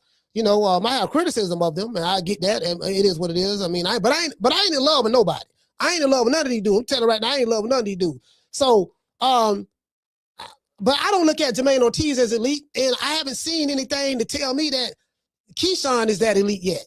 Yeah, he went to the Olympics and stuff like that, but I need to see these dudes in the ring with other elite fighters. If you look at Keyshawn as an elite fighter, I need to see him in the ring with another elite fighter, and that's how I know. If you looking good against Poke Chop Willie, Hog Head Cheese, Show That Big Nuts, of course you're going to look good against them. Well, you saw what he did to Poke Chop Willie? Yeah, he did that to Poke Chop Willie. He did it to Poke Chop. I want to see him do it. I want to see him do that same thing too. Like, because listen, AJ, I seen Sugar Ray, one of my favorite fights. Sugar Ray fight. Sugar Ray performed on the highest level against the highest levels of competition. That's what made him Sugar Ray. Hagler performed on the highest level against the highest levels of competition. That's what made him Hagler. But he really got it from the mud. Tommy the Hitman Hearns. His nickname is the Hitman. I'm the Hitman. And if you're a Hitman, guess what? You got to have a hit list. Who was on this hit list? Wilfredo Benitez, Sugar Ray Leonard, Marvin Hagler, Roberto Duran. This man had a list with four killers' names on it. Yeah. The four kings on that. Other three kings on there. You're right. Yeah. Big fan of the show, man. Salute. I'm gonna keep watching. Shout out to AJ, man. Baltimore, stand up. Yeah. Yeah, I be, man. Shit, I ain't shit.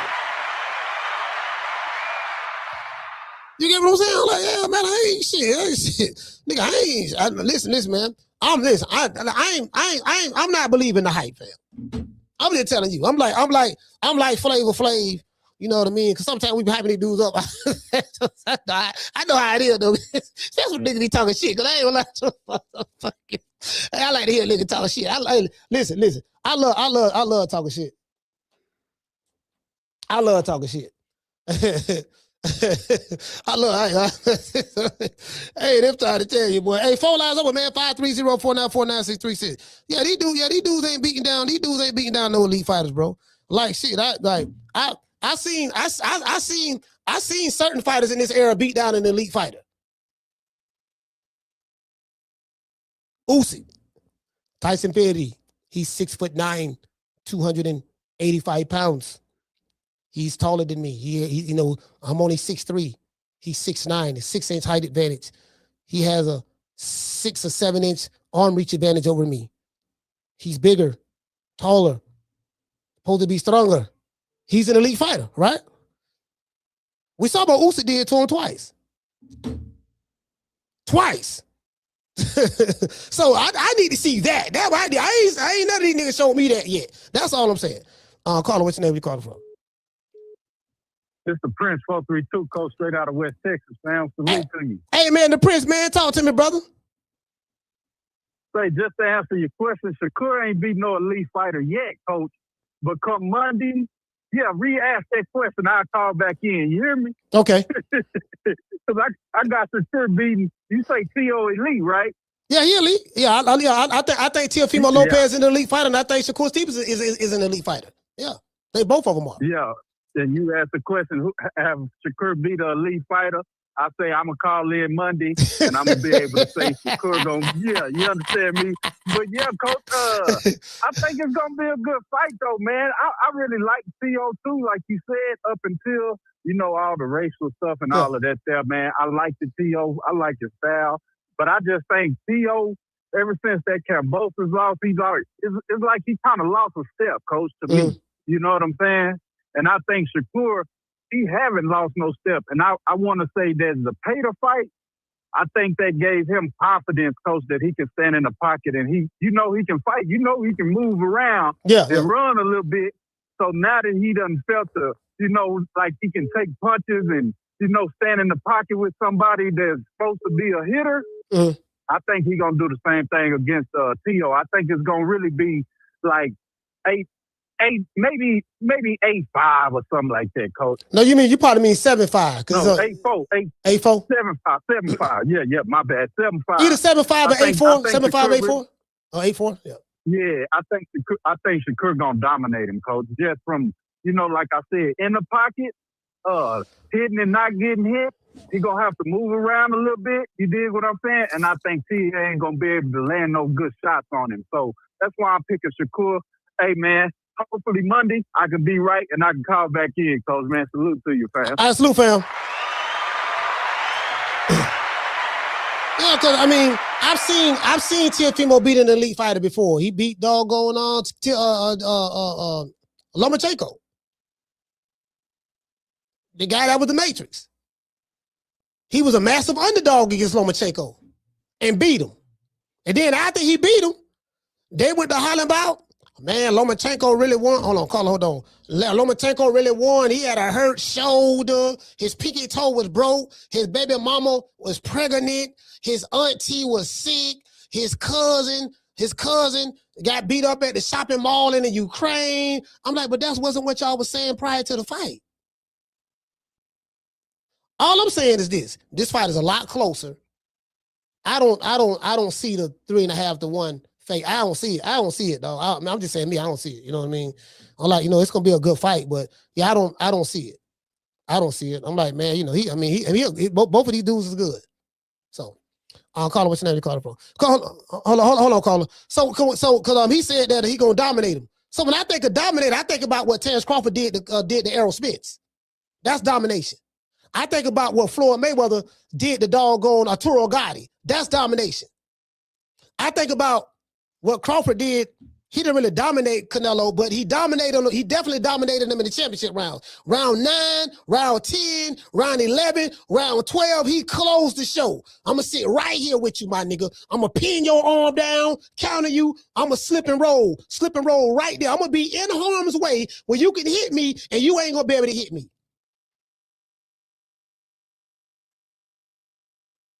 Domination. Domination is what a New Age Monster did to Cool Boy Steph. He dominated his ass, packing him up and sitting him back home to Philly. And I like Cool Boy Steph. Domination is what doggone, if you're looking from a boxing standpoint, what doggone O'Shaquie Foster did to Cool Boy Steph. He put him dominated him from a boxing standpoint. It was stepping to him the entire fight. So yeah, I know. I don't know. I'm gonna see if Shakur can do that. We'll see. If he can do that to Tio. I know he can do it to Josh Padley. I know he can do it to Jamel Herring. I know he can do it to William Cepeda with no elite fighter. He'll flat-footed, come forward Mexican fighter who ain't got no defense. Everybody know that. He don't know what a bob, a weave, a slip, or roll is. He just gonna come forward and throw a lot of punches, and he catch punches with his face. That is true. Caller, what's your name? You call it from? That is Hard from Chicago. He say Harold from Chicago. Hard, H-A-R. H-A-R from Chicago. Talk to me. Hey, I know you gonna stand by your word. If you wrong, you admit you wrong when you wrong. Yeah, so absolutely. I know you believe what you saying. Yeah. Yeah, but there's people in the chat that I don't believe that they actually believe this. I just think they just hating on Shakur and that style of fighting. You know, the ones that claim, oh, he's a runner. So Jaime Rivera or Jamie Rivera 4114 in the chat. If you really believe that, if I'm capping, put your money on Tio if you really trust him. Call in and I'll call back in and we can put our money up because you claim you think Tio this crusher that he is. Even though he lost to Cambosos, but we ain't gonna mention that. Call in and we can bet. Here live on True Media Boxing on this channel, right here. Hey, Hard. I think all y'all capping in the chat. I think Teofimo lost to what the dude name? Not Jermaine Ortiz. Jermaine, yeah, Ortiz. A lot of people thought he lost. Hold on. I was at that fight. I was right behind Tim Bradley. I was like, man, you know what, man? That fight was so. That fight was. I kind of like gave the edge to maybe Ortiz, but Sandor Martin definitely. Sandor Martin scored 2 knockdowns on. He definitely two knockdowns on Teofimo. The second knockdown, I think the referee said it wasn't a knockdown, but it was clearly a knockdown. He punched him. It was clearly a knockdown. Yeah. So I can see Shakur doing that to Tio, mistiming it, jumping in there. That's what I'm saying, Coach. He gonna dominate from a boxing standpoint. I can see that. He dropped Tio. Yeah, and I'm gonna stand on mine. You know, this hard one from the chat. And I'll stand on mine. If I'm wrong, I'll call back in and say I was wrong. But Mr. Rivera, 4114, call in. Let's see if you really believe what you're saying. Because I think you just capping in the chat. Hey, so Hard. Let me ask you this before you go, fam. So how you like? I got this fight a lot closer. I did. I'm not gonna lie to you. I did speak to Bud. Bud told me, he was like, "Yeah, man, you know, Shakur gonna beat him." He said, "Shakur, this gonna be Shakur gonna beat him." I got Shakur winning the fight personally. The only issue I got, Hard, is this: I don't agree with how wide the odds are. I am of the opinion that when you got two guys who I look at both of these guys as an elite fighter, there's not a doubt in my mind that Shakur Stevenson is an elite fighter, but there's not a doubt in my mind that Teofimo is an elite fighter. Now, I just feel like when you got two elite fighters fighting each other, the odds should be a lot closer. I think both of these guys coming to fight, we're gonna get the best versions of them, and that's all I'm saying. I think it's gonna be one of those type of fights, you know. I think what you're saying is fair, you know, because the odds could be wrong, they could be right, whatever. And, you know, you stand on who you got, but I agree with Terrence. I think he's going to dominate from a boxing standpoint, and Sando Martin did what he did. And he coming in here talking about he think that Shakur is slow. With these type of cat mongoose reflexes this kid got. Who said that? Who said that they Shakur slow? Who said that? Teofimo Lopez and his daddy, his trainer, is talking about Shakur slow. That's what they're saying. So I want all y'all to stand on that, because everything that Pedro Martin did to him, Ortiz did to him, the counter right hands from Cambosis that he did to this average, his defense is, he's an elite fighter athletically, but his defense is very average. He make a lot of mistakes. Yeah, all those mistakes is how Shakur's going to dominate this fight. I can go for that. Yeah. No. Yeah. All right, salute, fam. Yeah, I can go for that. I see what he's saying. I see. Hold on. I see what he's saying. That's week 4. No, I see what he's saying. Now, defensively, now he just said some key stuff. Do Teofimo Lopez have the best defense? You know, what the George Cambosos fight, his defense wasn't all that great. We know that. We see that fine. He's a. I tell you what. This I'm gonna give y'all this. Carla, hold on. This how I see this fight happening. This how Shakur gonna beat. Shakur beat dudes off of one thing, well, multiple things. He has a high ring IQ, quick reflexes, right? But his timing. What makes what makes Shakur Stevenson such a hard fighter to deal with? His timing. And he have cat-like reflexes. If they saying Shakur Stevenson slow, man, ain't nothing slow about that dude, bro. That dude got cat-like reflexes in his timing. That's what I need to see. If Shakur Stevenson timing is on point and he's figured Teofimo Lopez out, then I can see what Har is talking about. You know, and it's very few people who have better timing in boxing than Shakur. However, in my opinion, Shakur hasn't fought an elite fighter yet. He probably sparred some, but I'm talking about fighting, actually in the ring. This would be the first chance for me to get to see. If he can make Teofimo look silly, you know, we'll see. We'll see, man. But I just think the fight a lot closer. But his timing, now if Teofimo cannot get Shakur Stevenson's timing down, it's gonna be a long night for him. You get what I'm saying? So, but I think me personally, I think we're gonna see the best version of both guys. Myself, Caller, what's your name? Where you calling from? Chris from Philly. What's up, Coach? Hey, man, Chris, talk to me, fam. Hey, if it gets too loud, my fault. I just got to car-wise and I'm going through. But I meant to call in yesterday, Coach, because I got to say, man, I really don't like Keyshawn Davis. Like, his personality just rubbed me the wrong way. And we hear about a lot. Like, that's somebody, I tune in today and I see you talking about elite fighters. Like, that's somebody that got the potential to be the elite fighter, but his mindset gonna keep him from being elite. Like, that dude don't got the mindset of somebody that's gonna be an elite fighter. He running from 140, if you ask me. You know what I mean? He don't want no smoke with my man from DC. He talking about the only person he'll fight at 140 is Dalton Smith. You do all of the fake back and forth with Richardson Hitchens and all of that. And, you know, who you talking about? The Keyshawn?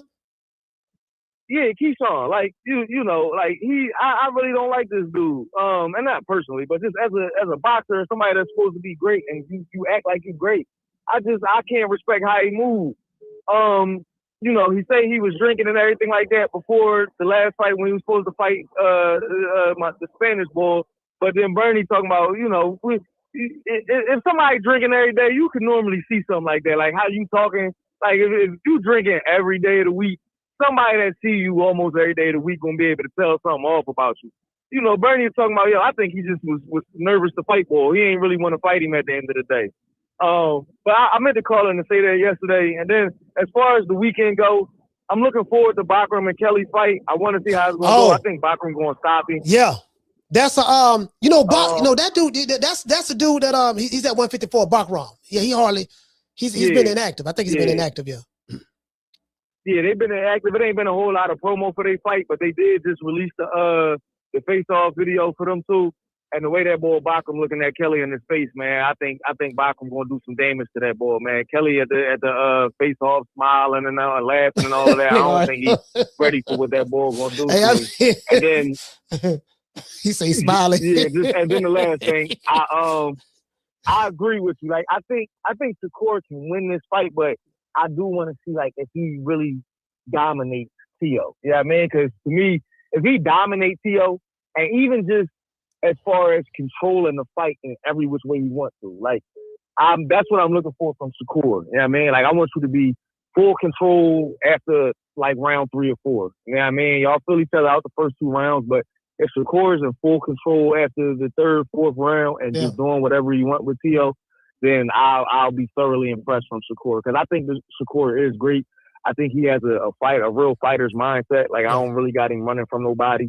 You know what I mean? I think he wants to dominate 140, 135. But that's what I'm looking for this weekend from Shakur, just to, really be in control from 3 to 12. The only thing I disagree with, I know you say that, Shakur, he want to dominate everybody at 140 and 147. The only reason I don't agree with that, because these, like Shakur and Keyshawn, they don't talk like they're going to dominate everybody at those weight divisions. They talk like they want to pick and choose certain fighters who they going to dominate and stuff like that. Like the reason why I say that is because, we have examples of the past where fighters have, look, man, if you're going to be in the weight division, you're going to dominate. That means you're going to fight all the top guys in that weight division. You make a commitment that, hey, if I'm going to dominate this weight division, I'm going to fight those top guys in this weight division, no ifs and buts. Keyshawn ain't doing that. Keyshawn is like, well, I'll fight him, but I ain't going to fight him. And he don't bring nothing to the table and all this stuff there. And I'm like, dude, you ain't got but what, 13 fights? Something like that? Right. And I agree with you. You changed my mind. My fault. I didn't mean to cut you off. But you did just remind me, like, I feel that way exactly about Keyshawn. The thing I didn't like about Shakur was when he's saying he'll never fight Keyshawn. Yeah, that's crazy. You know what I mean? Like, I don't like the brother talk in sports if y'all ain't blood brothers. Like, if you ain't my mom's son, you could be my guy. We could be cool and all of that. But if we gonna rumble, 1, let's get this money. And then 2, let's rumble. Like, you know what I mean? Like, it's nothing wrong with seeing if you who really the best and proving it. It ain't got to be no ill will towards somebody. We could be brothers after we fight. But we gonna fight. You know what I mean? Like, that's what I didn't like from Shakur, saying he'll never fight Keyshawn. All right, but shout out to Chris, man. Philly, stand up. Hey, y'all check this out. James Toney and Mike McCallum were close. They were really, really good friends. Mike McCallum was a little older than James Toney. Real good friends. They used to spar each other and everything. I'm talking about they were tight. Guess who James Toney wanted to fight? I want to fight Mike McCallum. And they was close. Yeah, that's my brother. That's my brother. Hey, shout out to Mr. Goldie. That's what they did. So this era right here, you get what I'm saying? Yeah, man, these dudes, they ain't got that mentality like that, bro. But these dudes ain't got that mentality, bro. It's too many friends, too many brothers, too many cousins. You know what I mean? Carter, what's your name? You calling from? Yeah, this is Banks, and I'm calling from Dallas. What's your name is, fam? It's Banks. I'm calling from Dallas. Banks, calling from Dallas. Talk to me. Yeah, man. I got several bet slips on T.O. Let me say this, though. If you notice, whenever Shakur is fighting somebody that's like beneath him, he come forward a lot in the fight. He throw those pretty-ass combinations like he Floyd. Yeah. I mean, and he look like he the best fighter that ever lived. But when he fighting somebody that's going to give him even a tad bit of resistance, you never see him coming forward like that in a fight. And I think that's what T.O. is going to give him in this fight. that resistance that he's not going to come forward. So what you're going to see is that Shakur that's hesitant in a lot of different situations. And let me say this about Shakur also. The nigga lost me. I don't give a fuck what nobody got to say. When he had that opportunity to go for all 4 belts against Devin, nigga, take that 25%, put Devin in the dirt, become king of 135, and everybody got to come and see you.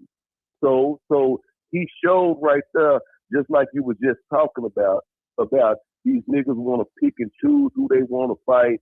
This nigga, now when he talk about Devin, now I don't want to fight him now. He at 147. No, he too big. He want to put a weight drag clause down there on the nigga because he know in his heart he want an advantage when he get in that ring.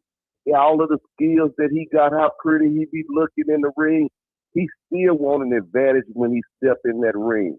So I got T.O. by decision this weekend, and I ain't hesitating to tell anybody that want to hear it. That's where I'm going. All right, salute, fam. Thanks. Shout out to Banks. Dallas, stand up.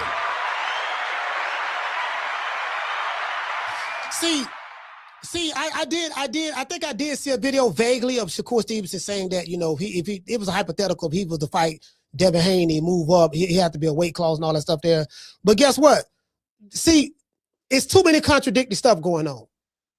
1 minute you will have, and shout out to my young brother, Bud. Shout out to Bud. Bud to crown Shakur. Nothing wrong with that. Floyd Mayweather crown him. Nothing wrong with that. Hold on. Matter of fact, let's pull this picture up. No one is above criticism, right? So I got Shakur winning the fight. I just think it's a lot closer. I don't agree with the odds. I think it's a lot closer. But I don't know what style of fighting that Shakur is going to do. I know Shakur is a defense-first fighter. And when he's fighting anything that looks like that, you know, may have some punch of power or whatever, he gonna jump back and, he gonna put on his defensive wizardry. He's gonna make it a boring fight, but he gonna win. Do you get what I'm saying? I can see him winning a fight like that with T.O., a boring fight, and then T.O. gonna have to press. The question that I brought up in the beginning of the show, I said, well, we saw it's very important to find out what is it that the judges want to see. Because judges, believe it or not, that's just my opinion. I have no proof of this, but I think they judge fights based on boxing styles as well. Because judges are not androids or robots. It ain't as simple as, oh man, when you landed, you hit him 50 times and he hit you 42 times. So because you hit him eight more times than him, then we had you winning the fight. No, Carla, hold on. Judges, like Tim Cheadle made like a certain style. DeLuca, not Max DeLuca, but DeLuca made like a certain style. This other dude, Steve Weisfield, made like a certain style. And even now, if the guy that's fighting in the style that they don't like is landing a few more punches than the guy that they do like from a stylistic standpoint, they are going to lean towards the guy who's fighting the type of style that they like. I have no proof of that. I haven't interviewed these guys. I haven't talked to them. But this is what I'm coming up with based on, I interviewed a commissioner out of Texas. I don't know if y'all remember that interview. I'll pull that up. I interviewed a commissioner out of Texas. I interviewed another commissioner out of Mississippi. And we spoke about several different things. You get what I'm saying? So it's a lot of stuff that we factor in that we have no control over. We ain't got no control over what they prefer versus what you get what I'm saying? We'll find out Saturday. I'll call her. What's your name? You call her from? Reese from East Oakland. Reese, talk to me. Yo, coach. So check it out. I got two different actually point of views on this fight. I feel like this past weekend, the Murataya and Eddie Cruz fight is a good, like a leeway into this fight. Because if you notice that fight, a lot of people's picking Cruz, the boxer, right? To basically school the slugger. And it turned out that when it's all said and done, you got to beat the champ. And the whole time I'm watching the fight, right, I'm thinking like, yo, Cruz is fighting like he's the champ. Like he's not fighting like he's a challenger. Like you can't be on your back foot and off the ropes and you got to go beat the champ. You got to do it convincingly. Given Tom Cheatham, dirty ass wasn't the ref because he probably would have swayed it towards his side. But yeah, long story short, with this fight with Shakur and Teo, I kind of feel like Shakur's gonna have to, and let alone the ring belt is on the line. So maybe if it was just a regular sanctioned body like WBA, WBO, like a single belt, it'll probably be different. But since the ring title and the WBO is up, he has to actually go out there and push the fight. And Teo, that's his, that's what he's good at. He's good when the fighters come towards him. Mm-hmm. He's not gonna have to go look for Shakur. Shakur's gonna have to go look for him because you got in mind he is the challenger. So with that being said, truth be told, Coach, and I'm surprised that nobody said this. I'm thinking about sprinkling a little bit on the draw. Truth be told, because I don't see Shakur losing. It's hard to see Shakur losing. Mm-hmm. But at the same time, when you're the challenger and you have to go get Teo ain't no sucker either though. You nailed it. I mean, we might not like his antics and the whole shit he be on, but he's still an elite fighter. He's proven. You feel me? Yeah. So I mean, sprinkle something on the draw. I mean, why not? Yeah. Shout out to you, Coach. Appreciate you. All right, so shout out to Reese, man. Yeah, I'm getting all kind of text messages. My teacher sending me all kind of stuff. They sent me another text message? Oh. Yeah, but you get what I'm saying? I'm like, okay, hold on, let's look at this. Okay. Hold on, let me pull this up. Y'all remember that picture where Shakur Stevenson, where that picture at? Shakur Stevenson was going to fight, yeah, wait a minute. Y'all remember that picture when Shakur Stevenson fought Jermaine Ortiz? Not Jermaine Ortiz, Elmer De Los Santos? Wait a minute. Wait, here's what that picture at. Wait, hold on. I think I got it right here. Shakur. Let's see, Floyd. I remember this shit. Let's see, Shakur, Floyd Mayweather, Terrence Crawford. I'm not now. I love that fight. I love that fight. Hold on. Caller, hold on. Now I did. Oh, the caller on the phone. No, call back, caller. I did love the Williams Cepeda fight. I did love that, right? And as I said, I don't want to judge a fighter saying that he's a runner based on one fight. He did run in that fight, and then I think the Nakathila fight, he kind of like moved around a lot more than he had to in that fight as well. But they had Crawford, and they see who they had. They had Andre Ward in the locker room, right? So I had no guy excited. I say, shit, nigga. Shit, motherfucker. Y'all remember this? Hold on. Shit, nigga, motherfucking. Shit, nigga, motherfucking, nigga, Florida. They got motherfucking phone. They got goddamn it. Hold on, y'all remember this picture right here? I'm gonna show it to y'all right now. See, this right here. Hey, shout out to go back over, dog. They go Bud, Floyd, Ward. So this is the crowning moment right here. This is like, Shakur is the prince of all sayings. If y'all ever hit me, I do a lot of anime. I watch a lot of Dragon Ball Z. So I'm always going to use Dragon Ball Z references. So this is kind of like he Vegeta, like he the prince of all sayings. Like, hold on. This is how they did this shit. Hold on. Let's go right here. Oh, let's go right here. Wait, let's see what's up. Say that right now. Oh, let's pull this up. Me, Vegeta, the prince of all sayings. I have been anointed. Things like so he was anointed right here, right? Let's go over here. Let's go over here. I am anointed. I have been anointed. Crawford was 41. He 41-0 at the time. 31 KOs. Shakur. They call him Sugar Shakur. Sugar Shakur. I don't know who came up with that shit. Sugar Shakur. 11 KO, 23-0, 11 KOs at the time. Floyd Money Mayweather, 50-0, 27 KOs. Andre Ward, 32-0, 32-0, 16 KOs. So you got all these goats right here behind him, and they anointed him. He's been anointed. Hey, shout out to that 90s shit. He's been anointed with the blood of Jesus. The blood of Jesus has anointed him. He like ashes, like ashes. Like the phoenix sun rising from the ashes of the earth you know, he's been anointed. So I thought we were gonna see this shit. I thought we were gonna see some shit. And you know, we know what we saw that day. Carla, what's your name? Where you calling from? Jamie Rivera from the chat. Jamie, talk to me 2 times. Yes, sir. I guess the guy that called earlier doesn't know that Jamie Rivera is Jamie from New York. It's the same guy, dude. He must be new. He doesn't know. Anyways, Coach, earlier, I'm glad you didn't ask me about Shakur Stevenson's best wins or not best wins. The question was like, had he beat elite fighter? Any elite fighter, yeah. An elite fighter, brother. I'm glad you didn't ask me. The first thing is no, bro. I'm sorry. To be honest with you, I had to Google it, man. You made me Google it. Of course, I saw Valdez, and I saw Cepeda. Those are great wins, bro. I'm not gonna knock them for that. Yeah, those are great but wins. Are they elite? That's the question. Yeah. You know what I mean? And Tio, you asked me the same thing about him. I got 2 names I'm gonna throw at you, right? Loma, you already mentioned it, and Josh Taylor. Josh Taylor, yeah. Josh Taylor was the top 10 pound for pound fighter, bro. You know what I mean? So, hey, listen.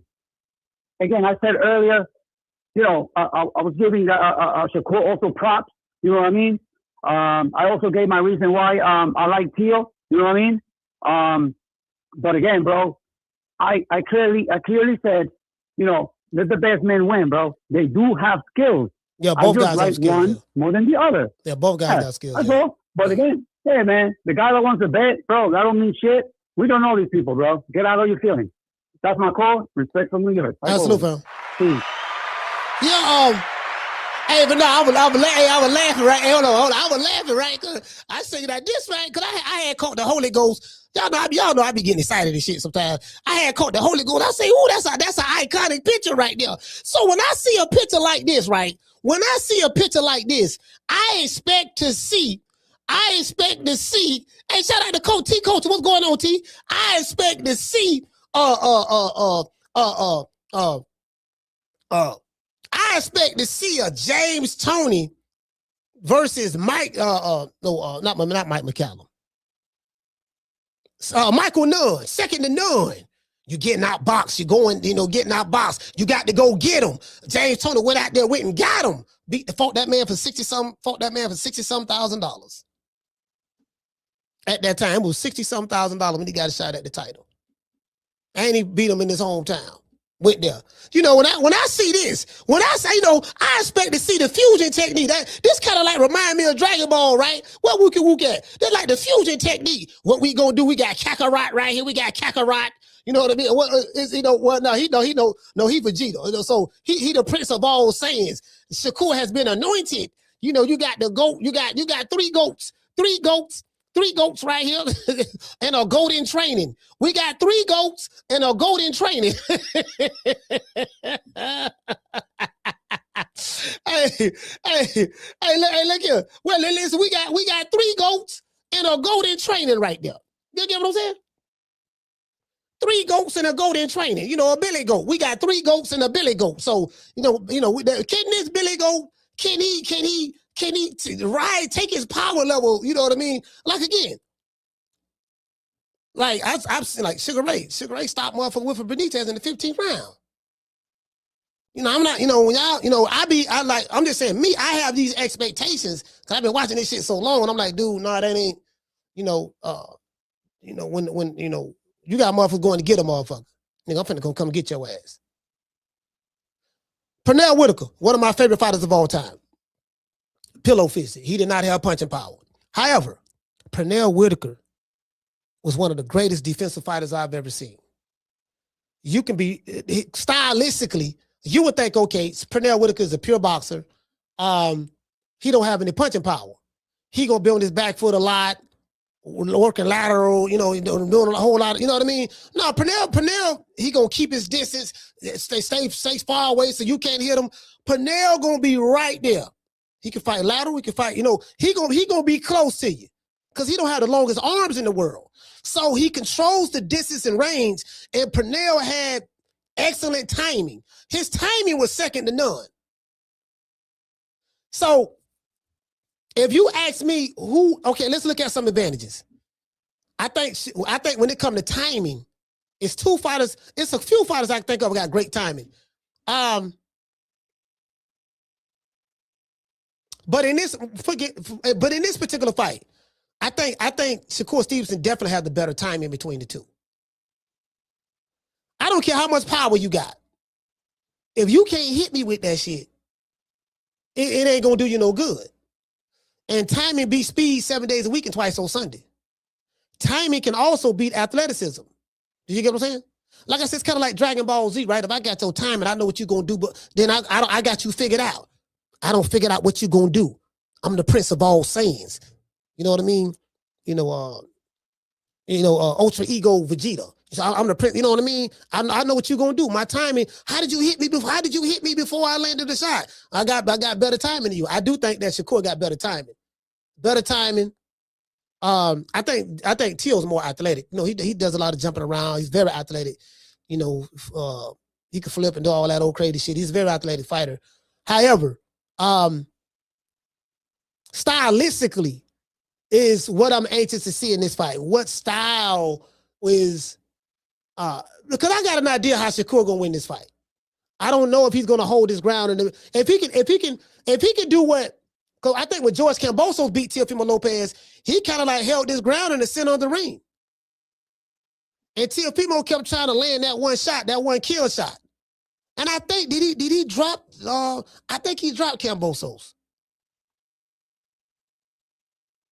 I know Kambosos. Yeah, I think he almost stopped Kambosos in the second half of the fight. Shakur Stevenson had great stamina. He ain't gonna get tired. That nigga ain't gonna get tired, but that one nigga ain't gonna be. It's two fighters. It's three fighters. It's quite. Well, I'm saying right now, the two fighters that jump out to me, the one Puerto Rican fighter, Shakur's Puerto Rican, one Puerto Rican fighter. I love me some Puerto Ricans, and the one is an African American stud, Debo Dev.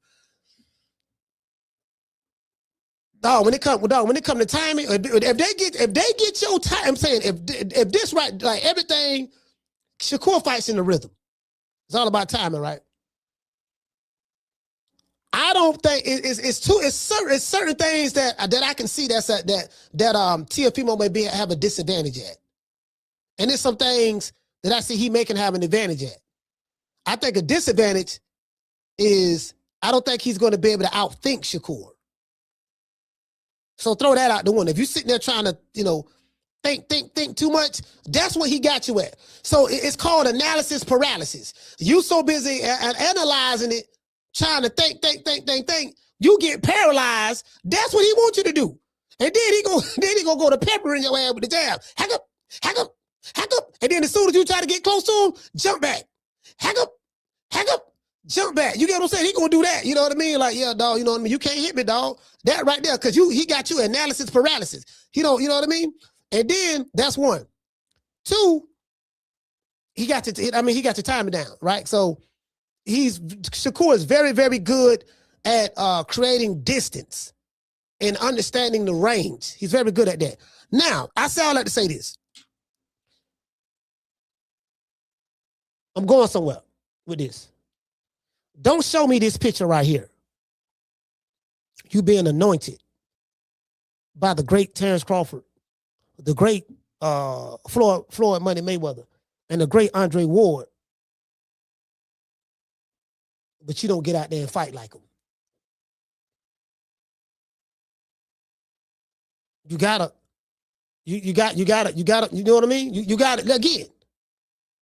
Listen. We know what this boy right here was all about. We know what he was all about. I'm coming to get you.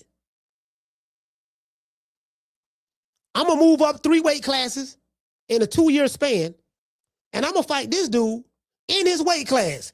No rehydration clause, none of that. I'm coming up to your weight, and I'm gonna fight you, whatever. You can rehydrate whatever you want to rehydrate to. You can't be saying, well, Devin Haney, I'll fight him, but Devin Haney too big. We need a weight clause or rehydration clause. But yet, you're saying, but you're being anointed by this guy. Talk about this dude right here. That's your big bro. You can't be anointed by Big Bro, because Big Bro ain't never asked for no rehydration clause when he fought nobody. And he ain't never asked to fight nobody at no catch weight. Nigga, I'm gonna fight you whatever weight you want. You gonna fight Canelo at 168 pounds? He's the bigger man. Yeah. Man, he's a younger fighter. I get that. Oh, Crawford, you coming off of shoulder surgery. That's true. Man, you too old. That's true. You can't be anointed by that dude, but saying that, yeah, man, Sean Porter and Boyd Crawford, they was real close. Sean Porter and Boyd Crawford. Guess what Boyd did? He fought him. True.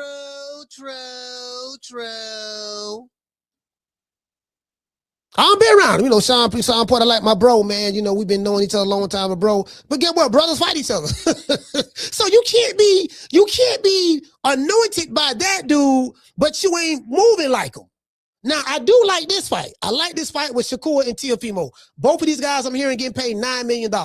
That's some good money. That ain't nothing to sneeze at. You get what I'm saying? And this is an opportunity for Shakur to show that he is the prince of all sayings. You got Debo Dev doing this thing at 147, but he's the prince of all sayings. You right there at 140. So if you at 140, then we're going to see. If you that, and I look at Teofimo as an elite fighter, I want to see what you do to him. You got some advantages that Shakur got. Now he got great defense, great timing. He's a quicker fighter. He's quick. Cat-like reflexes. If y'all ever seen a cat fight, bro, if you ever seen a cat fight, you get what I'm saying? Shakur is like a cat. Round. You know what I mean? You know what I mean? He like that. You know what I mean? Then you try to run up in there, round, and then he like a cat. You get what I'm saying? So it's death by 1,000 paper cuts with Shakur. You get what I'm saying? So Teofimo, again, I don't like him personally, but I gotta separate my personal feelings and be honest. I look at Teofimo as an elite fighter. If Shakur Stevenson dog walks Teofimo Lopez, I'm gonna be surprised if he dog walk him.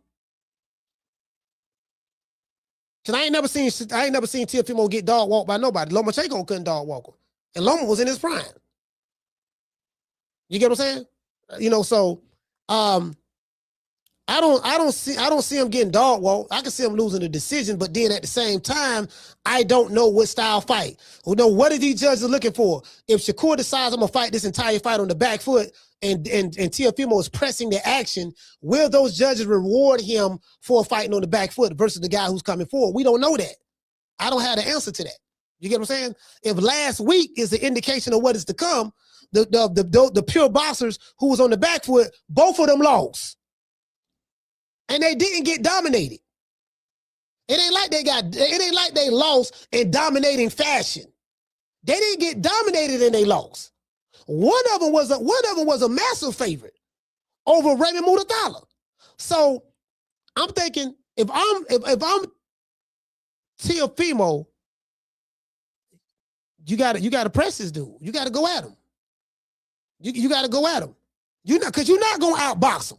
You're not going to outbox him. Now, I ain't saying just go in there flat-footed, no defense, just swinging all wild and shit. I ain't saying that. But you get what I'm saying? Like, I'm saying stylistically, you got to understand what this is. This fight going to stamp both of these guys. Well, definitely Shakur. More so Shakur than Teo.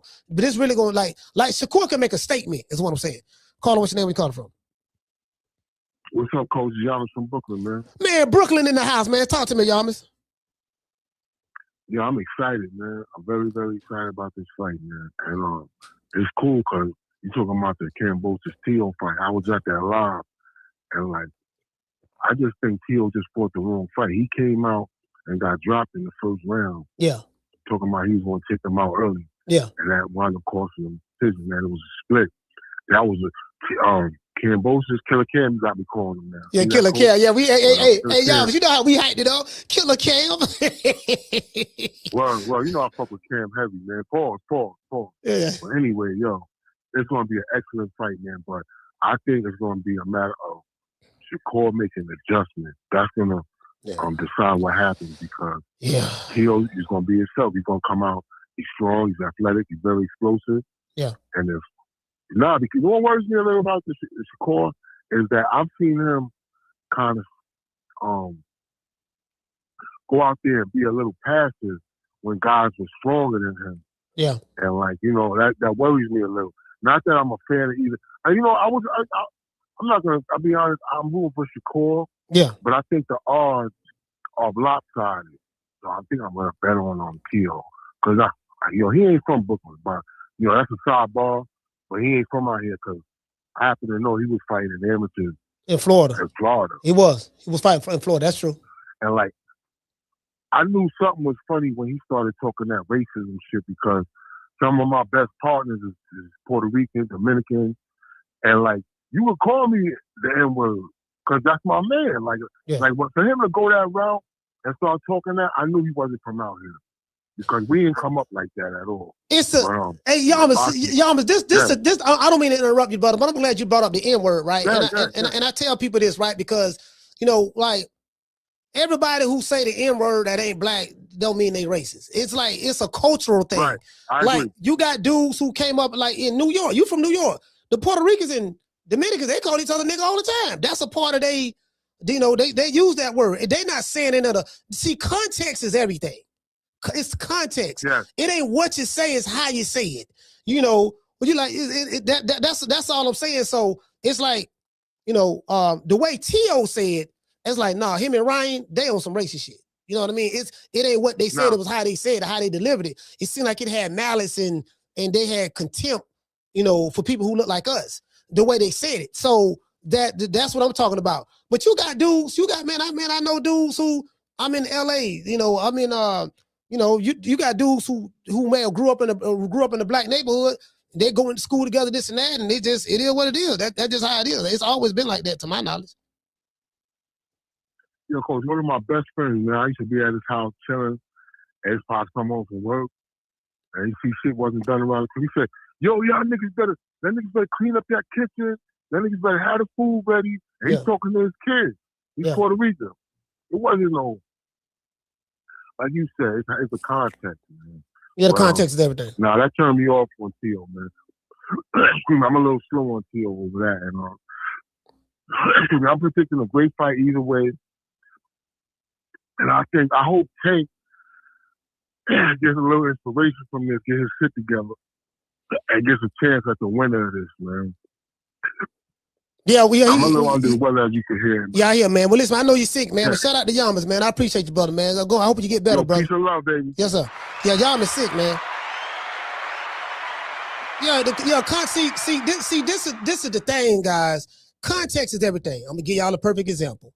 Like women, I've heard women call each other bitches. Like, yo, bitch, bitch, you all right, bitch, bitch, you better stop playing with me, bitch, and all that stuff there, yada, yada, yada, right? And then, but a woman to tell another man, like if a man come up to him, oh, bitch, what the hell you doing? It's the way he said that. She gonna get mad and go off. Who you calling the bitch? This and that, yada, yada, yada, don't call me no bitch. But, it's the context. You may be, I ain't gonna bring this up because we got kids listening. But sometimes you and your significant other, y'all may be doing y'all thug bizzle or whatever, you get what I'm saying? And you may use the B word where y'all in motion and she may like that. You know what I mean? Like you might, you know what I mean? Such and such, and it be like that. But then if it's a whole nother setting, look at that bitch over there. I can't stand that B. That's a whole nother context. So the chick who may hear that, she may get mad. Oh, who you calling the bitch? Oh, pussy asshole. Who you calling? You know what I mean? And they going at it because the context is they don't like each other. We beefing. So I have mean and spiteful intentions when I hurl these insults at you. You know what I mean? It depends on the context and how you say it. Context is everything. You can't never leave out context. Everything ain't always just as black and white. There are gray areas. Okay, what was the context? What you mean? What was the context? That's what he said. Okay, well, you don't know the context? I don't care about the context. I'm gonna go ride this and that. Okay, well, shit, like dudes, I think people have selective outrage. They pick and choose what they want to be upset with. There's no consistency. Did you get what I'm saying? So that's what I be looking at. But I'm glad you brought that up. Hold on, let's get to the super chats. I didn't read the super chats. Shout out to Chucky. Dropping a quarter of a dub. He said, Coach, Boots just had an interview on YouTube of his prediction of the Teo and Shakur fight. He made a good point. Check it out. Okay, I check it out, fam. Shout out to Jamal for becoming a member, man. Salute to you, fam. Let's get these guys a round of applause.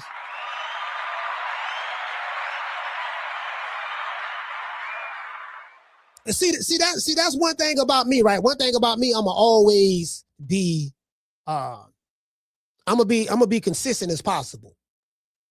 Like, okay, I don't like this dude, but at the same time, I cannot allow my emotions of dislike to cloud my vision when I'm making this analysis.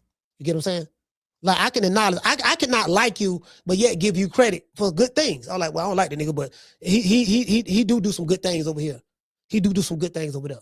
I do like the fact that he doing this and doing that. I do like that. I don't fuck with him because I don't like the character of the man.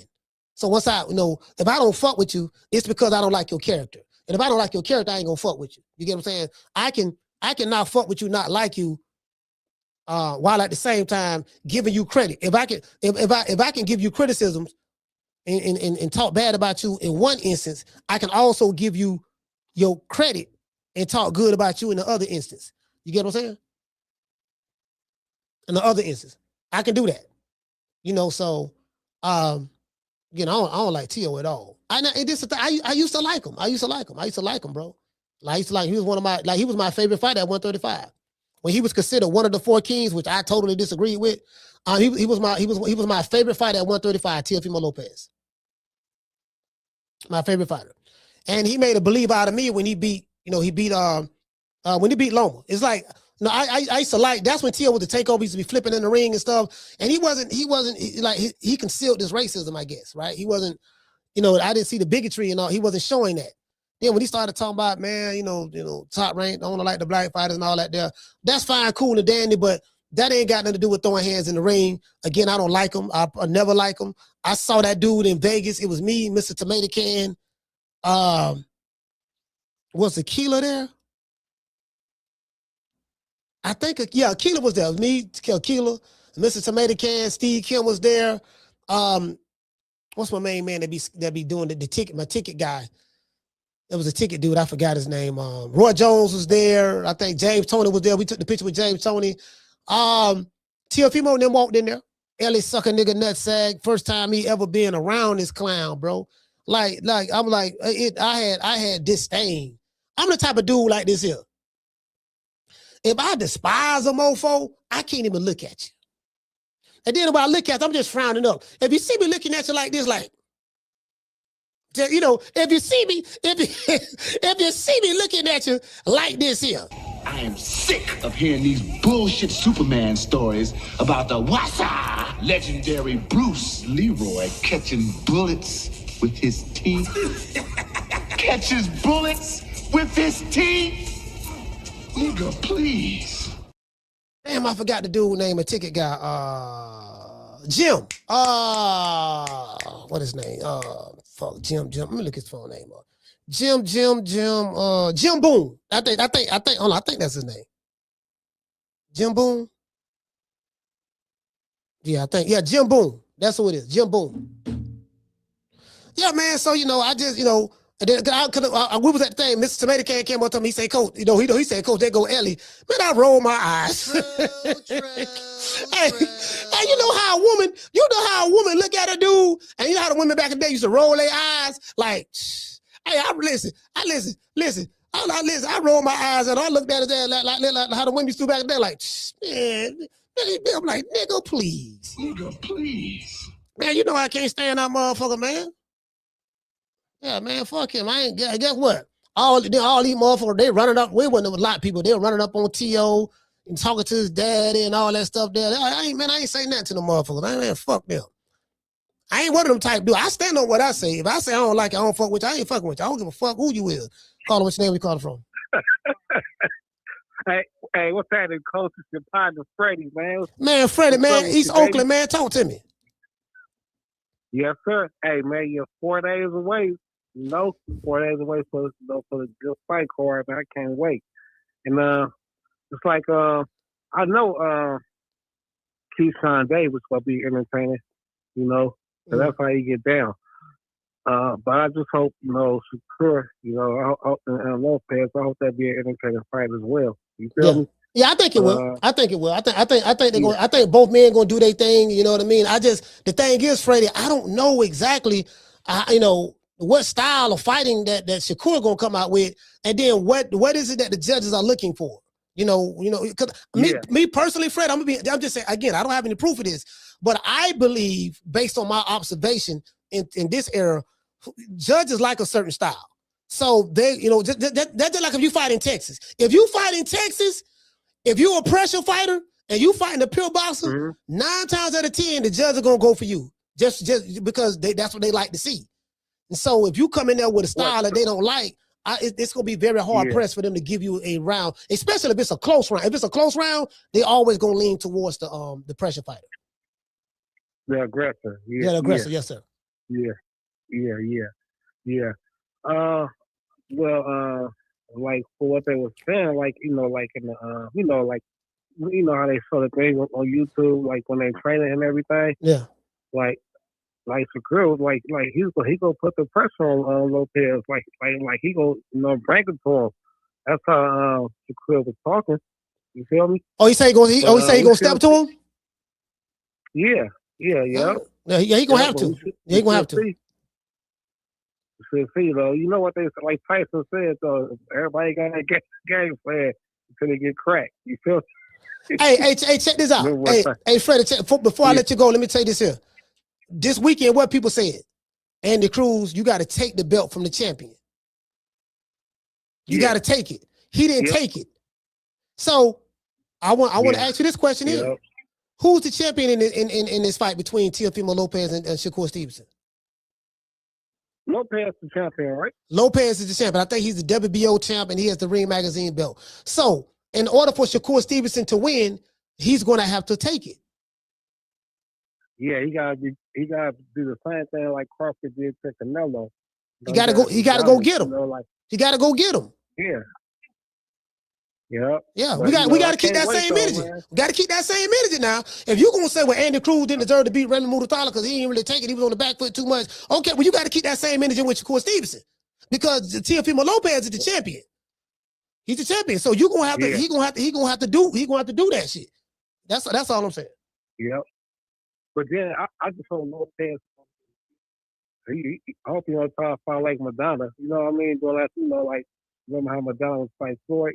I just hope Lopez won't be doing no shit like that because he said he's gonna fight. He said he's gonna start fighting. He said he's gonna have to do what he do to win. Yeah. That's what he said. But we should see though, man. You know, I just can't wait. It's about to go down, coach.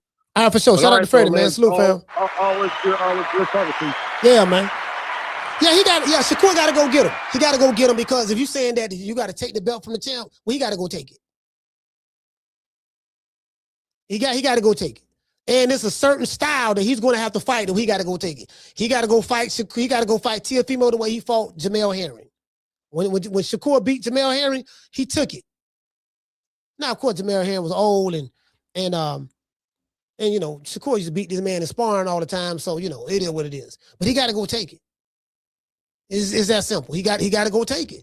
We can't be picking and choosing. Certain fighters got to take it from the champ, but then other fighters, well, he ain't got to do that. He did enough to win. No. You just can't do enough to win. You got to go take it. We got to keep that same energy. That's all I'm saying. Caller, what's your name? Where you calling from? Hey, what up, Coach? It's Coach Eddie on ATL. Man, Coach Eddie, talk to me. What's good, brother? Hey, man, I just got off the phone with Red, man, over Big City, and he told me to tell Shakur that he got to do this for the hood. For the Slick Black Fighter. As president of Slick Black Fighter Committee, we lost. We failed victim this weekend. I said, dang, man, we was up. How? And the crew, he that Slick Black Fighter down, man. And the Cruz is Slick Black Fighter, man. And the Cruz ain't no slim, and the Cruz don't consider himself black. He consider him, well, black is a race, so according to the social construct that white folks gave us. but yeah, he's Cuban. I don't think he look at himself as black. He look at himself as Cuban. Even though I tell you, Cuban is nationality. That's his nationality, but he don't look at himself. Yeah. He don't represent the black race. Hey, I tell you what, when the police pull him over, they gonna look at him as a black, as a Negro. They don't care until he open his mouth. They're like, you look like a dude that live in Atlanta or Philadelphia or New York. That's what you look like. You don't look like no Cuban. You just got dropped off on the boat early. They dropped you off before they got to America. That's all they was. You black, brother. You know, I don't know why they be trying to act like they ain't black, man. Look in the mirror. Look in the mirror, bro. You black. You a black man. You know, but it is what it is. We adopt them anyway. I adopt them into the slick black community. No, man, we delineating, man. Everybody got to hold their own nuts. We can't be claiming people like that there, man. Like, no, man, you get what I'm saying? No, man, we going through this. Listen, this is what you got to do, right? I know you're a part of the Slick Black Fighter Committee, right? But you can't be taking Cubans who don't claim black folks to say that he's a part of the Slick Black Fighter Committee. It don't work that way. No, man, he got to stand on it and claim it. If he ain't stand on it and claim it, and he ain't us. You know what I mean? He's a slick Cuban fighter. He don't really identify, even though his skin is the same color as mine, but he don't really identify and represent it like that, man. So you got to have some boundaries, Coach Eddie. Just can't be accepting anybody to the committee. I get taken in the back. We've been down so bad, man. I'm taking all applications right now, man. You know, it don't matter. I'll be taking all the applications. Shakur, you need to represent for the hood this week, man. I know you're Puerto Rican, but bro, you need to represent for Brick City this weekend. We need you. I'm adopting you as your honorary member of Slick Black Fighter Committee. You know what I'm saying? And right now, we need you, brother. We need you bad. We need you to go out there and do your thing against Teofimo Lopez. You're racist, you're bigot, and I need you to go out there and put hands and foot on him for the Slick Black Committee. That way we can be up once again. Because it's going to be a hard fight. But I got faith in you, brother. I believe you can get the job done, man. You know, it is. I don't know how you going to get it done, but hold on. You talking about Shakur? Yeah, you got to get the job done, man. Yeah, It's gonna be no easy fight, Coach. No, well, listen, Shakur represent Puerto Rico. They ain't claiming him though. They don't claim him because he don't speak no Spanish, and he coming up Puerto Rican flag. He represent Puerto Rico. So we gonna ride on that. We can't be claiming people that don't claim us. He represent Puerto Ricans. We gonna back up the Puerto Ricans on this here. Puerto Ricans, you have our support. That's y'all fighter. Shakur, we ain't gonna, we can't claim him. He got the good hair. All that stuff there. He don't speak no Spanish now. I think I speak more Spanish than him. Because I read, write, speak, and spell it. But that's neither here nor there. So what we gonna do? We can't take from the Puerto Rican. That's what we can't do. We don't want to be, ethnicity jumping, claiming people, nationality claiming people. We gonna adopt you, bring you in, bring all these people in, and then when the shit hit the fan, they ain't riding for us, then we gonna be mad. Oh man, he ain't riding for us. Well, the man ain't never asked to be a part of the committee, fam. Like you gotta, that's all I'm saying. Right. I do gotta tighten my borders up when it comes to the Slick Black Committee. Because I had just been taking anybody in that look like us. We can't be taking right now. I get we still got Boots head for them times. Yeah, we got Boots. We got Boots. We got Boots. We got we can't claim. Listen, we got Boots. The Haitians got riches and hitches. That's the Haitians. He Haitian. The Haitians got riches and hitches. They also have what the dude is that Virgil Ortiz just knocked out. Or what the black dude they just knocked out. The Haitian dude. Oh yeah, Harrison Lubin. He from Florida. They got him. So every group you got we got every group to his each own. You know what I mean? We can work together, but we can't be taking. I took Caleb Plant. I made him a black fighter, right? But I was wrong in that. I said, you know what? I can't do that. He belonged with the white folks. Caleb Plant is a white fighter. Now, culturally, he came up around black folks, but then because culturally he came up around black folks, don't make him us. I can't claim him like that. You know what I mean? So I realized the error of my ways. We got to keep everybody in there. You know what I mean? That's all I'm saying. Right. Well, I guess I'll ride with Boots and Abdullah Mason. We're going to put them in the Slick Black Fighter Committee. You know what I'm saying? Shout out to Tad and Crawford. But Shakur, you got to get the job done. At least you got to do it for the Puerto Rican hood. Slick Puerto Rican fighter. Shakur's a slick Puerto Rican fighter. We got to say that. Slick Puerto Rican fighter. Slick Puerto Rican fighter. Slick. That's fact. Hey, that's my call, Coach. All right, salute, man. Shout out to the brother, Coach Eddie, man. Slick Puerto Rican fighter. Matter of fact, shout out to the Puerto Ricans. Let's do this one. Let's do this one for the Puerto Ricans. Let's do this for the Puerto Ricans. I felt like a Puerto Rican in this hair. I felt Puerto Rican. Y'all know I love me some Puerto Rican. I felt Puerto Rican in this. Rican. Hey, I was talking to the dude. I say, man, dude, talk about black and white issues and shit at the barbershop. I say, man, I don't talk about that shit, man. I say, man, because you do know that's a social construct. You do the history on it, social construct, fam. You know what I mean? Like, you that's a long story. I ain't getting to that shit. But anyways, my thing is we just can't be claiming no anybody. See, that's the thing. It has to be, you get what I'm saying? Mario Barrios and Ryan Garcia, 2 Mexican-American fighters. I don't have a dog in the race in this. Africa, the Haitian brother Africa versus Oscar Duarte. This still gonna be a hell of a fight. I like the stylistic matchup. Oscar Duarte, he got the step.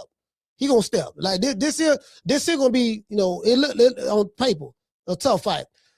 Gary Antoine Russell versus Andy Hiroka. I don't know who this dude is, Andy Hiroka. I don't know. I'm not gonna lie to you. I don't know who this guy is. Frank the Ghost Martin. Shout out to Frank Martin versus Nahir Albright. Okay. Nahir Albright. Yeah, that means, you get what I'm saying? That boy out of Philly. I think Frank Martin is from Detroit. We gotta pull these brother paperwork up too. We gotta see their paperwork, see what's up with them. And then we got Beck the Bully versus Senna Abeko. See, okay, Senna Abeko. He black, but you know what I mean? But he look like he got one of them African names, so you get what I'm saying? So that's all I'm saying. So we got to pull these 2 dudes paperwork. Well, these 3 dudes paperwork, but outside of that, you get what I'm saying? Let's see. Now I like Frank Martin. Now Frank Martin, slick black fighter. Frank Martin. So I look at Frank Martin. Is he? What Coach Eddie at? Coach Eddie, where you at? Coach Eddie, you in the chat? And see, do you consider Frank Martin slick black fighter? Because we just can't be putting no everybody. Just because they black don't mean they slick. That's another thing too, right? You can't be making it. Just because they black don't mean they slick. There's a whole lot of black fighters. There's some of these niggas trash in the motherfuckers. So we gotta. I think slick has to be reserved for like the special fighters. You get what I'm saying? Like Shakur Stevenson special. He's a slick Puerto Rican fighter. Let's see. Debo Dare, he FBA. He'll slick, he'll slick black fighter. Debo Dare slick black fighter. Let's see. Is Keyshawn slick? Nah, I don't really see no slickness in him. He's a dog, but I don't see no slickness. When I think of slick, I think of Pernell. I think of Mike McCallum. I think of James Toney. I think of what is it, slick black or not? You know what I mean? Just slick's boxing style. I think of Salvador Sanchez. Who else? Nicolino Loche, one of the best defensive fighters of all time. Nicolino Loche. Willie Pelt. Was Willie Pelt slick? Yeah, Willie Pelt was a motherfucker back in the day. But more recent, let's see, who else we got? Cool Boy Steph. I think I look at Cool Boy as a slick black fighter. Jerron Boots Ennis is considered a slick black fighter. I give him that. He ain't fought nobody elite though. So, but I look at Boots as a slick black fighter based on who he fought. So, he got what they say. He passed the eye test. Yeah, man, he passed the eye test. Nigga, the eye test champion. Hey, look here, man. You know that's another thing too, right? Hey, shout out to Miss Connie. Shout out to Tila. Hey, you know what, Tila? Miss Connie, we got too many eye test champions. Shout out to Rod, man. I don't want to be the undisputed eye test champion of the world. Yeah, dog, I'm the undisputed eye test champion of the world, dog. Shout out to everybody in the chat, man. We got over 300 watching. We got 400 between X and the other channel. Yeah, like I don't want to be the eye test champion of the world, nigga. I passed the eye test. The eye test. What if you got glaucoma in one eye? You really ain't seeing what you thought you saw, and you got cataract in the other eye. You really ain't seeing what you thought you saw. So like me, I got some. Sometimes it depends. Y'all be trying to hype these niggas up. I'm like, man, he don't want pork chop Willie, y'all. Nigga, hey, wookie woo. He want pork chop. Somebody say, Shocky Foster. Carter Dennis, I agree with that. Shocky Foster. I look at Shocky Foster as a slick black fighter. I can give him that. I can give Shock that. I can give Shock that. And they got the rep too, fam. See, that's another thing. Now, let's put this aside. They got the rep. Is he repping? Cause that's the thing, right? I don't want to jump out the window for a dude if he don't share my point of view. I don't want to jump out the window for him. And then I'm like, yeah, nigga, he rapping, he one of us, but he ain't claiming us. And then he do some flow shit. And he like, man, I ain't never said I one of you niggas. You niggas, y'all claim me. Then we looking stupid with egg on our face. You get what I'm saying? So, you know, yeah, you got to rep. You got to, is he repping? Did you rep? Did you rep? It reminded me of a story, right? I was 18. I went to boot camp. I went to boot camp, right? And we went to this camp, and it was like a bunch of dudes from Jacksonville there. So Tampa, it was Tampa and Jacksonville at this on this compound, right? And Tampa and Jacksonville were beefing with each other. So Tampa dudes always ran a little group. Jacksonville ran a little group, right? In Florida, it'd be like little beef like that in a penitentiary. So 5 of my homeboys was out there on the rec yard. They was out there by themselves or whatever. And a group of dudes from Jacksonville, like, it was a riot. It broke out. They jumped them, right? And 3 of the dudes ran back to the dormitory. Other 2 dudes tried to fight and got jumped, right? So we got the head honcho that was a part of the temple committee that was on the compound. You know, he was like the war daddy. If you don't know what a war daddy is, he was a war daddy, right? A war daddy is a nigga who gonna fight. He gonna fight everybody. Like, he's a war daddy. Like, he gonna fight the hardest, toughest dude, no matter where you from. Nigga, where you from Miami, where you from Tampa, where you from Jacksonville, he got hands, right? And every city always had a dude who was like a war daddy, so to speak. They get down. You know what I mean? Like, this nigga here, he whoop, you know what I mean? So we came, the dudes came back to the door. 2 of the dudes busted up. Homeboy, he mad than the motherfucker. All 5 of the niggas in the door. Hey, nigga, what happened? What happened? We finna go ride on this dude, right? This is what we talking about, right? What happened? Dude, like, yeah, man, you know, man, nigga, we got jumped, dog. We was fighting, man. We was fighting, man. It was just too many of them. They whooping our ass and all that stuff there. And what, damn, y'all got jumped by yourself? Nah, it was 5 of us. 3, them 3 niggas ran. So they ran, right? They ran back to the door. My homeboy got mad. He kind of like had no slap one. Did he slap him? Yeah, I think he kind of like, nah, he ain't slap him. He kind of like mushed one of the dudes in the head or some shit, right? He like, no, man. He say, nigga, did you rep? Yeah, we rep, nigga. We sat there, we fought. That's what I'm talking about. Y'all 3 ran. He say, no, man, we was right there, man. We was right there with him. He say, but you ran. He say, but did you rep? Did you rep the set, fam? Is you repping? If you ain't repping, we ain't claiming. True. That's all I'm saying. Did you rep? Like, okay, if you go to New York, right? Brooklyn dudes, listen, ain't no niggas. I met a lot of New York cats, right? Ain't nobody like Brooklyn. Brooklyn dudes is a whole new breed in New York. It's Brooklyn niggas all through Florida, right?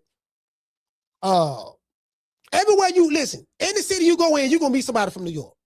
You know what? It's a nigga from Brooklyn everywhere. I don't know what it is about Brooklyn. They migrate out, right? Brooklyn, they rep. Anywhere they go, I'm from Brooklyn, son. I rep. If they like the Yankees, they gonna rep that Yankee. They gonna wear that Yankee blue. You get what I'm saying? That's it. Or the Mets, whatever, right? I like the Knicks. You know, like Brooklyn dudes rep. They gonna rep. I'm telling you. They bleed Brooklyn. They wear Brooklyn, being from Brooklyn is like a badge of honor. Nigga, I'm from Brooklyn. Brooklyn niggas. Shit, boy, and guess what? They talk so much shit. Brooklyn niggas talk so much shit. I thought I talk shit. Brooklyn niggas talk shit. There's some shit talking mofos, bro. Brooklyn dude and Brooklyn niggas gonna fight. True. And guess what? They gonna fight. Couple of Brooklyn niggas, couple of niggas from New York got the air whoop right here in this city. A couple of them got the air whoop. But for the most part, like a lot of I had one of my best friends' name was Dennis, right? I forgot his last name. He was from Brooklyn. He was the first dude I ever met from Brooklyn. And we was in junior high school together. And Dennis had some hands. He could fight. Dennis had some hands. He could fight. Like a lot of cats I know out of Brooklyn, them niggas out of New York, them niggas can't fight. I'm talking about street fight. A lot of them niggas can't fight now. Them niggas throw hands. I ain't gonna lie now. I ain't gonna say here and fret now. A lot of them New York niggas can throw some hands. Now I don't know about Harlem now. I don't know about Harlem. I'm talking specifically Brooklyn. You know, I have experience dealing with Brooklyn cats over the years, and I'm telling them dudes. Now I do know some cats. Now my granddaddy was out of Harlem. I think Captain Sam was out of Harlem too, but Captain Sam was a stone cold killer. Them dudes out of the first resurrection, man, the nation, them niggas was some killers, dog. Like, they going to get the job done. Like, them dudes, listen, hold on. I'm finna tell y'all, in the nation, right? In the nation, from the first resurrection, I'm finna tell y'all where all the killers came from. Newark, New Jersey. New Jersey, I don't know what it is about the New Jersey cats. New Jersey, Newark, New Jersey specifically, is some about them cats. I don't know about in 2026, but I'm talking about just from what I remember. You know, like them cats out of New Jersey, Newark, New Jersey, niggas is ruthless. Brooklyn, niggas is ruthless. I don't really know about Harlem like that. Harlem or any other, I don't know about any other boroughs. I don't, to be honest with you. You get what I'm saying? So I'm just saying, just from my experience. Yeah, them Brooklyn niggas something else. Them dudes from Brooklyn, dudes from Newark, yeah, they something else. I'm also hearing I heard a lot about, you know, about them cats out of, I heard a lot about them cats out of Philly too. Them cats out of Philly motherfucker too now. Cats out of Philly are mofo as well. Hold on. Caller, what's the name of the caller from? Hey, Coach, this is Freddie one more time. Freddie, 2 times, talk to me. You know what? Yes, sir. Hey, man, I gotta disagree. I gotta like kind of disagree to you about something about what you said about you know, Shakur gonna represent the black. I mean, I said about hold on. I don't understand what you're saying. You sounded muffled. Repeat that again. You disagree with me about what? Hold on. No, when you said that Shakur don't like represent like black. I mean, that's why he really fuck with his white people though. You feel me? Yeah, I'm saying I ain't never heard him like rep blacks like that. I ain't never heard. I know he say he Puerto Rican and this and that, but I ain't never heard him. I ain't never heard him say it. He probably hang around blacks, but I ain't never heard him. Is he repping? Is he repping? I ain't never heard him rep. I mean, look at who he hangs. He fucking Terrence, Mayweather, Andre Ward. Man, like, is he repping, man? I ain't talking about you telling me who he hanging out with. It's cool to hang out with us. Is he repping? Yes. Okay, look, I saw one video, right, that he was saying, like, how boxing fans and the boxing community hate black fighters, right? Yeah, he was mentioning, he was like, oh, man, they really hate us, man. He was looking at something like on the internet, right? And he was, like, reading the comments about what people were saying. And he was like, yeah, man, they really hate us, you know, and then, what else? Then, you know, like, he rides for the culture. He do though. Can you give me some examples of him riding for the culture? Just give me one example. I just told you when he said that some of the boxing fans. No, that ain't riding. That ain't riding, fam. That ain't riding, fam. But because there's some other videos out there where he say, well, he don't. No, that ain't riding, fam. That ain't riding, fam. That ain't right. I mean, you know, yeah. But okay, just look at some of his videos when he was talking about race when it comes to boxing. Like, Google it. I Google it. I ain't even talking about no race really like that. I'm just saying he ain't repping. You know, I ain't seen him rep. I'll do some more research on it, but I ain't never seen him rep like that, bro. Like, I'm just being honest with you. You know, I ain't never seen him rep like that. And it's not a big deal with me. It's not a big deal with me. You know what I mean? I don't been around Shakur Stevenson. Oh yeah. He don't give off that. He don't give off that energy to me like that. I done been around him a couple of times. Oh, for real? All right, but look though, I saw one video, right, when he was talking about people be talking bad about what's the chick name? You know, the boxing chick, the GOAT. Talking about Clarissa Shields. Yeah, he was like saying people was talking bad about her, and then he was like saying, you know what? It'd be our own people that be sitting on each other. But see. All right, let me bust that up right quick. He's speaking for Clarissa Shields because Clarissa Shields, him and her are friends.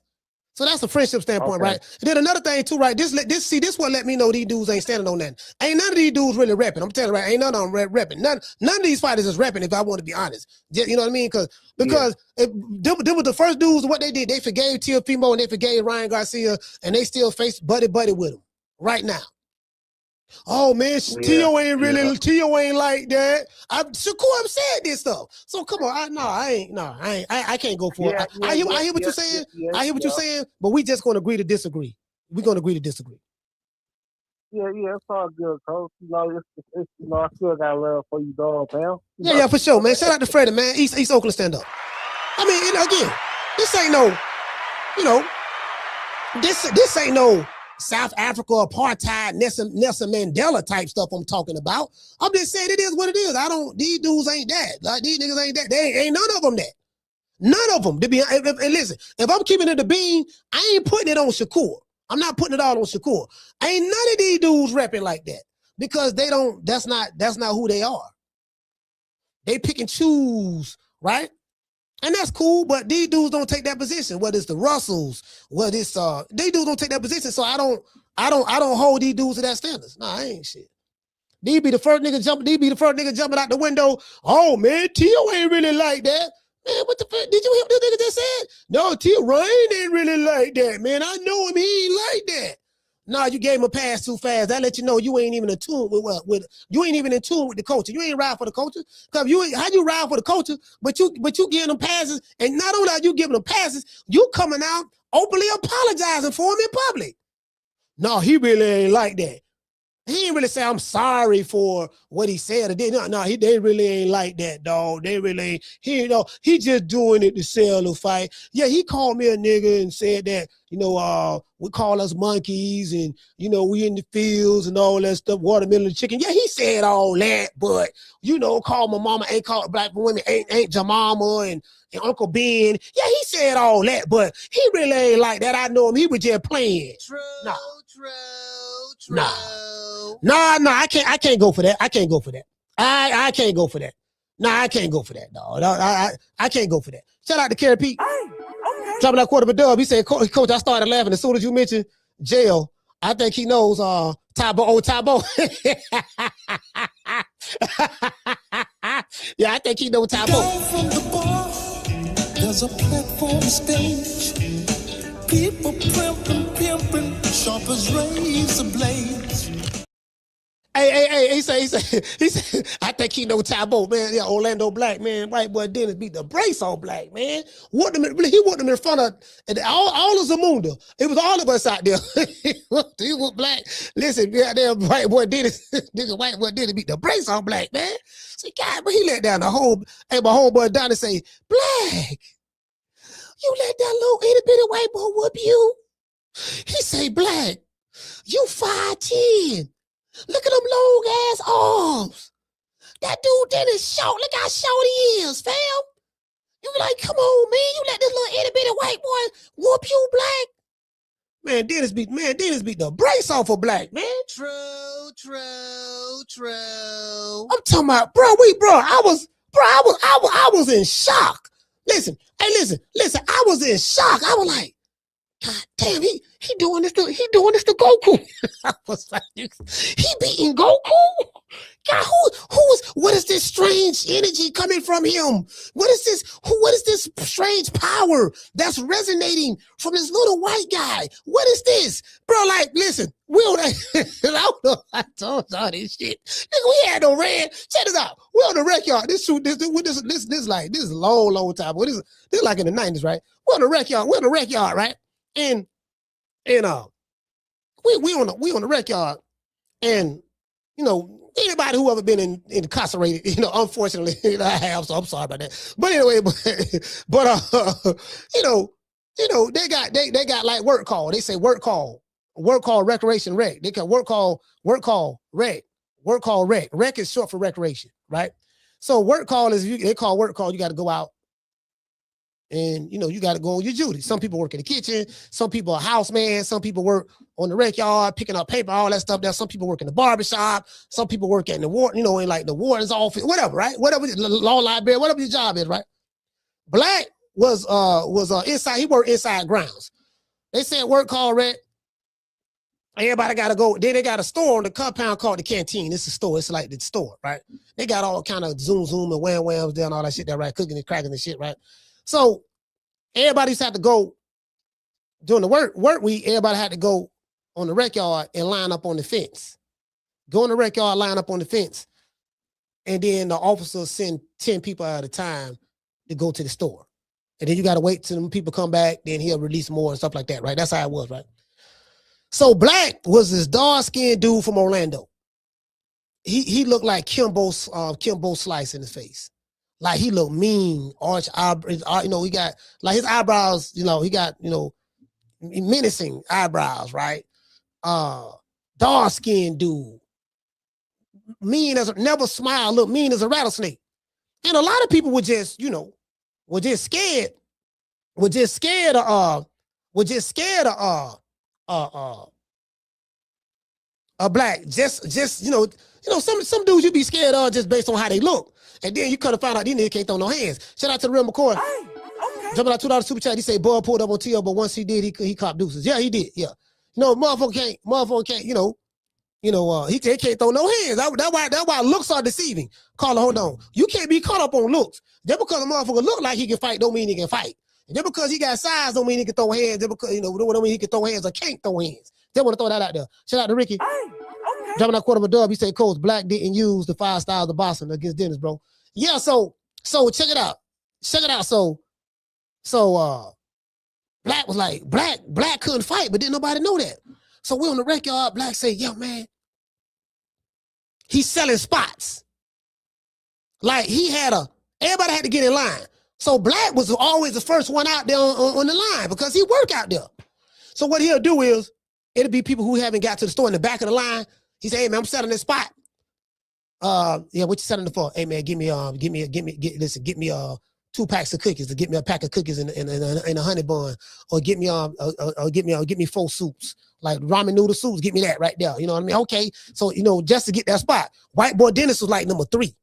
Black Hat don't put like 5 people in front of him from the back. Dennis say, look here, no man, we ain't doing that, man. We ain't going out like that, man. I've been trying to get to the store. I just got here, man. I've been trying to get to the store, man. I'm hungry, man.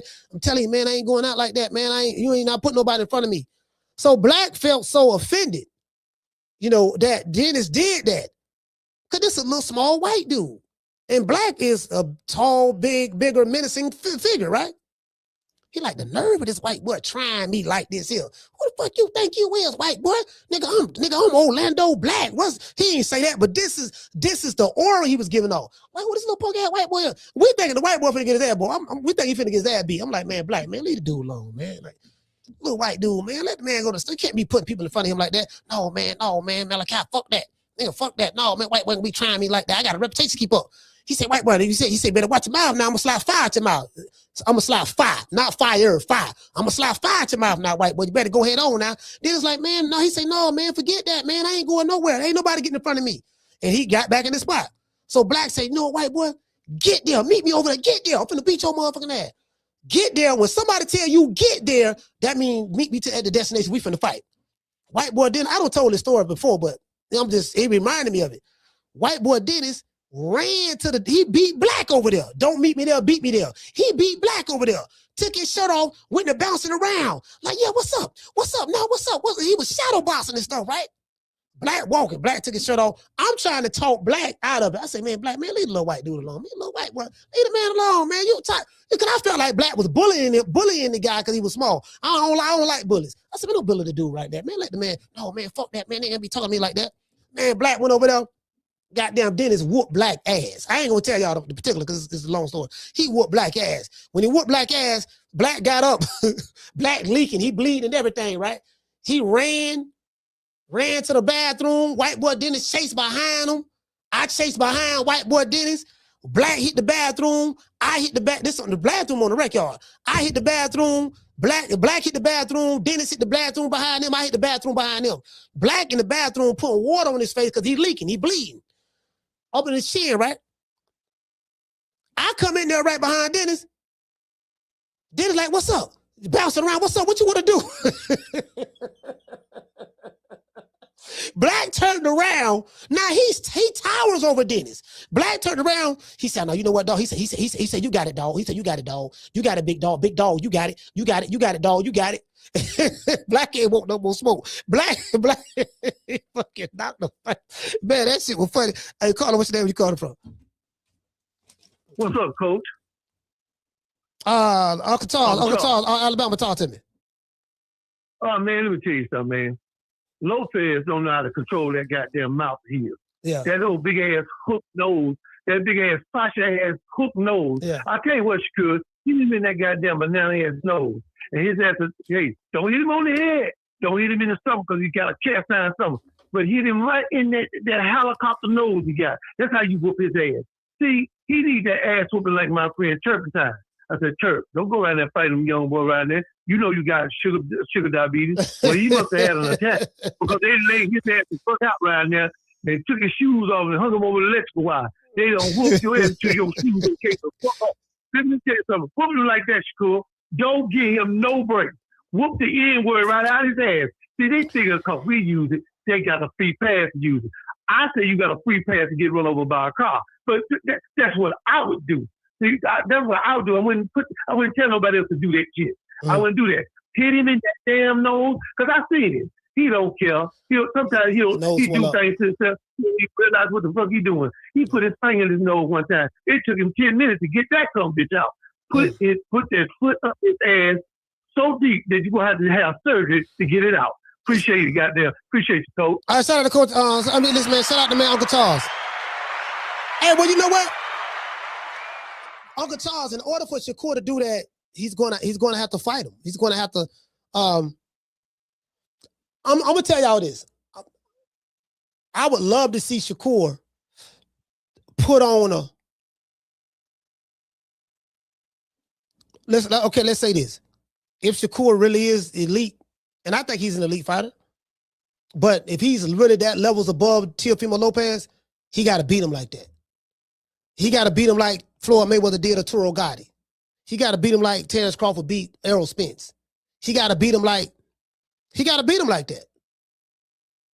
If you is that, and what Uncle Charles is saying is, yeah, you get what I'm saying? Like, he got to take it to him. Like, I would love to see, because Shakur ain't got no punching power like that, but I would love to see him fight Teofimo, kind of like how Pernell Whitaker fought Azuma Nelson. Fight that Pernell. Well, Shakur don't really respect the old school fighters. He always that's one thing I don't like about him.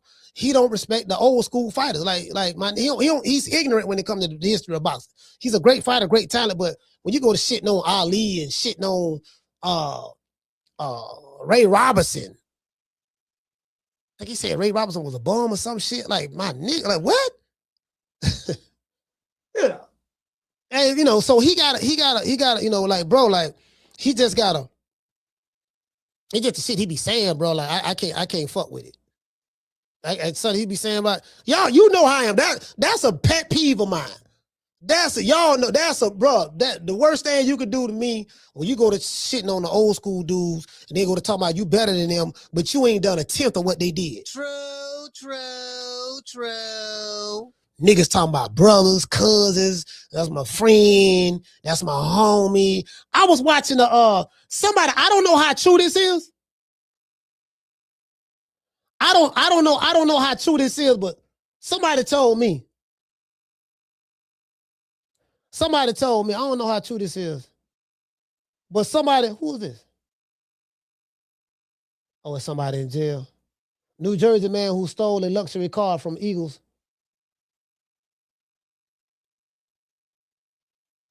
He spent 5 years or half a decade in prison. What?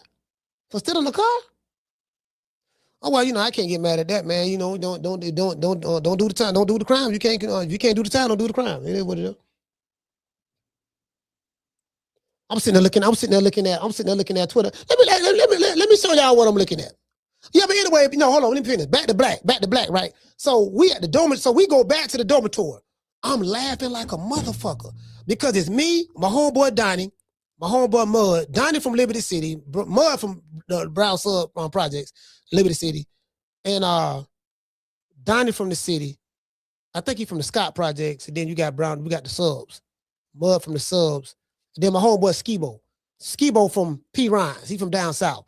So we outside the dorm. We talking about the fight, what happened, right? Everybody on the compound talk about this shit. White boy Dennis don't beat black ass. It was a group of white dudes outside the bathroom. When he came out the bathroom, they had them pick Dennis up and put him on their shoulders. They were like, you know how nigga like be like, you know how they be bouncy, you know, when you win, your team pick you up, they like pick them up on the shoulder. They be like, yeah, Dennis, you did it. You whooped him. You whooped him. Right? So they carrying Dennis off into the sunset. We had to do it right. Donnie, my homeboy Donnie wasn't out there. He worked in the law library. Donnie wasn't out there. He couldn't believe it. Donnie couldn't believe it. He was like, what? He like, black? Because everybody thought black can fight. Black could fight. True. Black walking down the sidewalk, coming back from medical, he got a fucking Band-Aid. Cause remember, he got split right here. It was bleed right there. Black had a gauze under his neck like this here, under his chin. Nigga had a Band-Aid. Hold on. The Band-Aid was like, you get what I'm saying? Motherfucker had a Band-Aid like this here, right? Coming back.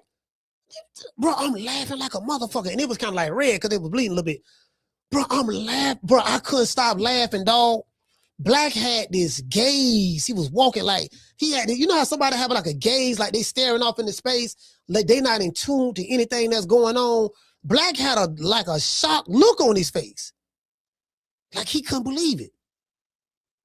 Come back to the door, we sitting outside. Donnie like, Black, you all right?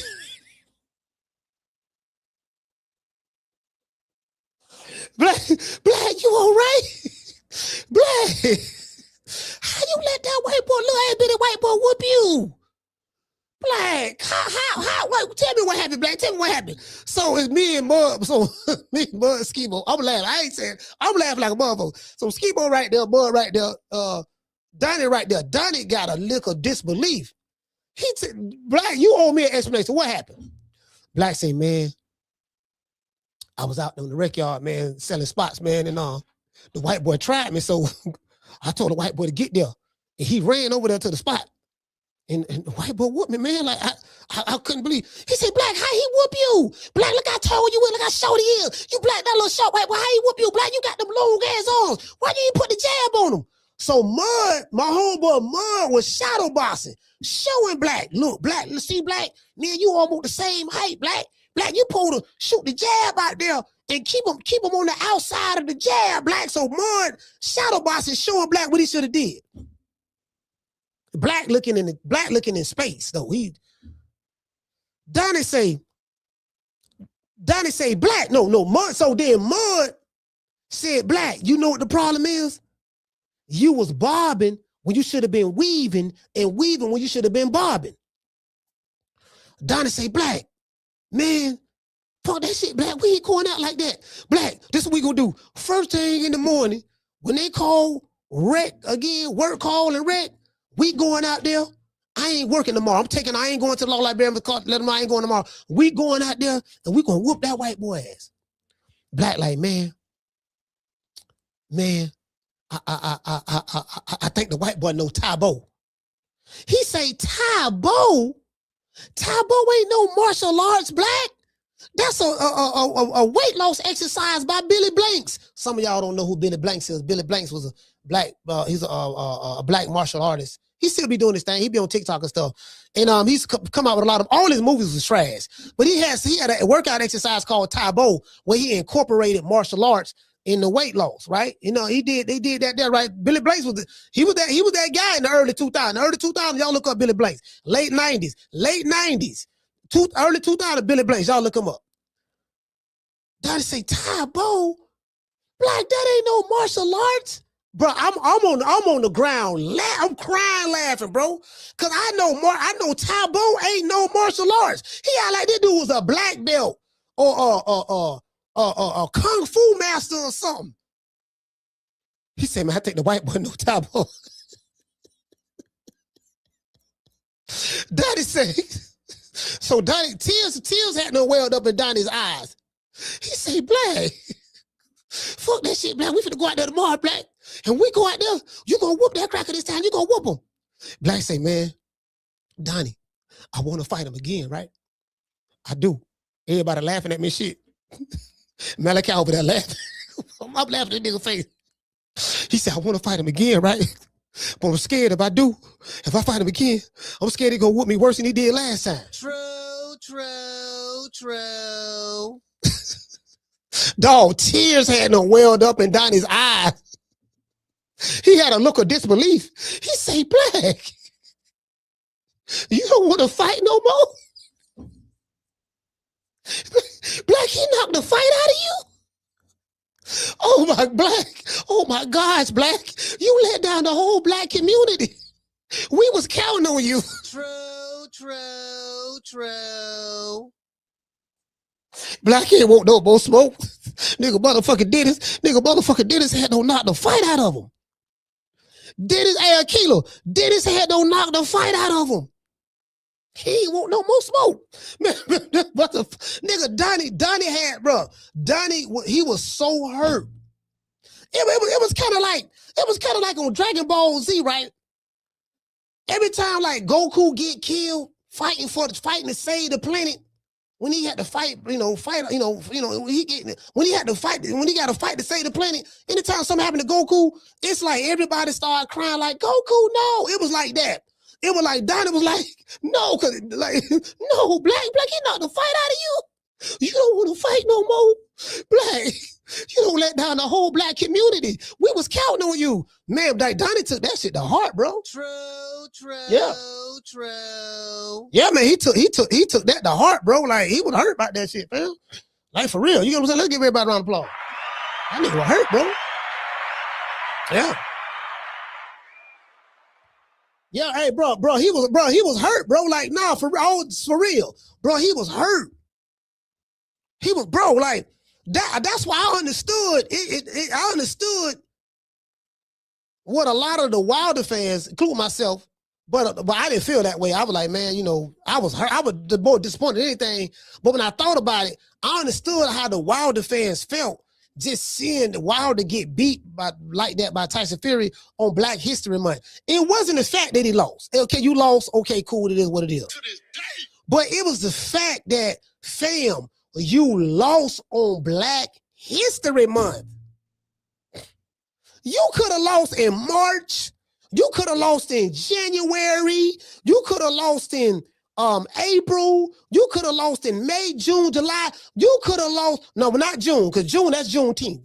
It's 2 months, put it this way. It's 2 months Black fighters can't lose in. I'm going to tell you right now. This a new rule we making up. This a new rule. Again, I'm just telling y'all, this a new rule. The Black fighters, you can't lose. It's two, hold on. Y'all, it's two. I'm gonna tell y'all right now. My bad. It's 2 months of the year. If you're a Black dude and you fighting a white fighter, you can't lose these 2 months. Juneteenth and Black History Month. Definitely Black History Month. You get what I'm saying? It's only 28 days, unless it's a leap year. Black, like, fam, you can't have Sojourner Truth on the wall, Harriet Tubman, Rosa Parks, Malcolm, Malik El-Shabazz, Martin Luther the King, our Jamaican brother, Marcus Garvey. You can't have all these great revolutionaries, Nelson Mandela. You can't have all them on the wall. Dr. John Henrik Clark, Dr. Ben. You can't have these dudes on the wall on Black History Month. Fam, like, it's like, put it this way. It's like Dragon Ball. Y'all know I love Dragon Ball. Dragon Ball Z. Goku put his hands up and he finna form the spirit bomb. I'm calling on all of the people of the earth. Lend me your power. Like, Goku put his hands up and everybody lend Goku his power. He forming a spirit bomb. And all the energy come together as 1 to 4, one mighty blow. And then you get what I'm saying? You can't. It's like that. All the ancestors watching. You can't, no, bro. Like it, so, I kind of felt Donnie on that. True. I kind of. He said. What about January 31st? Nah, January. What about January 31st? What you talking about? Who gonna win? I got Shakur. I'm picking Shakur to win a boxing match myself, but I just think the fight gonna be a lot closer. Shout out to Mike. I think the fight gonna be a lot closer than than what the odds say. That's all. I think Shakur can win a close match, but he got to fight. He got to take the belt from the champ. He can't be on the back foot and just I'm gonna wait, be patient, try to pick him like hit him here, hit him there, hit him here, hit him there, jump back. It got to be. You got to take the belt from the champ because Shakur Stevenson. Because Tio is going to have to be the aggressor. He's going to have to be the aggressor. He got to take some chances. He gonna get hit. It is what it is. But you got what they say. You got to bring in order to get some ass. You got to bring some ass. You get what I'm saying? That's what it is. So he got to bring some ass. That's all I'm saying, bro. He got to bring it. That's all I'm saying. He gonna have to do that. You did. Shout out to the hood. I want to thank the whole hood who came out here. I love y'all. I did this for the hood. Y'all know I beat that boy. That's the equivalent of what happened to Canelo. As I said before, when Crawford beat Canelo, right? Crawford beat Canelo in Shango shape. He came in that motherfucker, and he was, but Mexican Independence Day. That's the day. It's equivalent to Black History Month. That's the day where all the Mexican ancestors, the Aztec warriors rise, their spirits rise from the shadow realm, and they come together on Mexican Independence Day. And the Mexican Aztec warriors, they loan their powers to the great Mexican warrior of that time in order to get him to win that battle for that day. Right? You get what I'm saying? If y'all ever watch Dragon Ball, it's like that. So all of the Mexican ancestors, he came together, right? But what he didn't know, Black Freezer had no came up in that motherfucker. What the dude name from Omaha, Nebraska? Black Freezer had no came up in that bitch. Country boy from Omaha, North Side, stand up. Black Freezer had no came up in that bitch. Look here, Goku, finna get your ass whooped today, dog. This shit, all that spirit bomb and all that shit you been forming. Yeah, it's shit over with, dog. I'm finna whoop your motherfucking ass today, dog. Like, I don't care, niggas. This is puto. Yeah, yo, puto. This is the Mexican Independence Day, puto. All of the ancestors are here. I can feel their energy, man. Look here, man. The ancestors can't fight for you. They can give you all the energy you want. The Mexicans can't fight for you this day, not this day. I'm telling you, puto. Puto is over. I'm gonna hit you with the Mexican Kamehameha. Yeah, the Mexican Kamehameha ain't gonna work today, dog. I'm finna whoop your motherfucking ass, dog. True. You finna be Krillin. You finna be Krillin today, dog.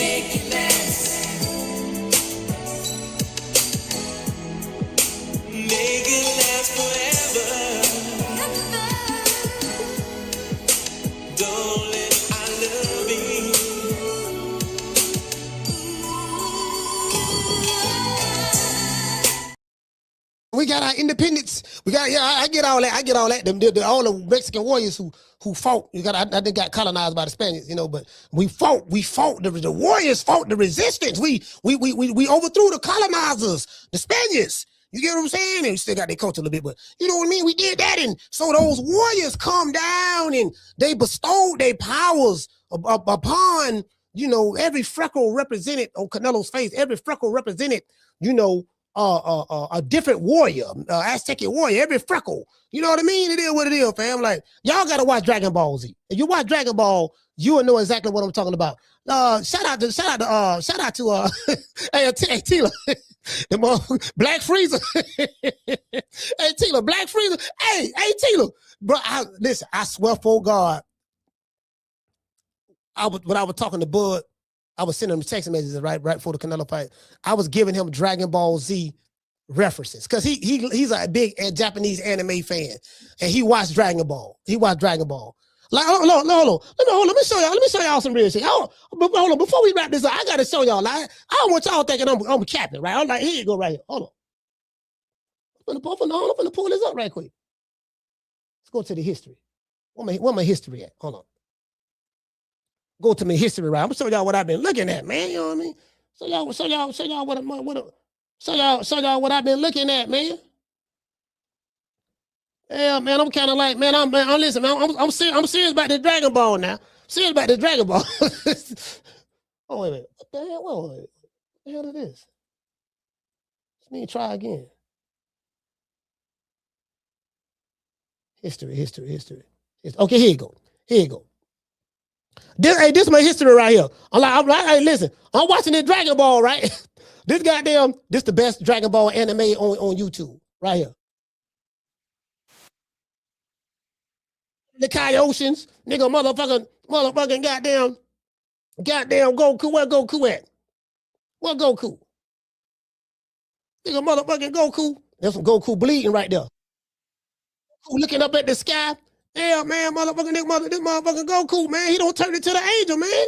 He don't turn to the angel. I wanna see what I'm saying. This Goku right here. See, hold on, my bad. Y'all ain't seen this. See this Goku right here, fam. Y'all ain't seen this right here, fam. Like I'm serious. I'm serious on that Dragon Ball. This Goku right here. You're done with your performance Goku because right I can know. You see that right there? Like I want to see that. That's what I want to see. Here you go. Hey, Skulo. See this what I want to see no right longer here. tolerate You see how seeing you see that glow?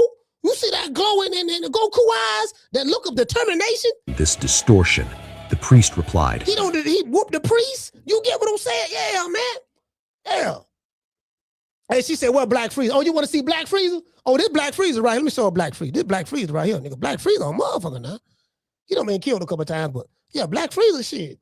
Tila, this Black Freezer right here. She want to know who Black Freezer. This Black Freezer. When y'all hear me talking about this Black Freezer right here.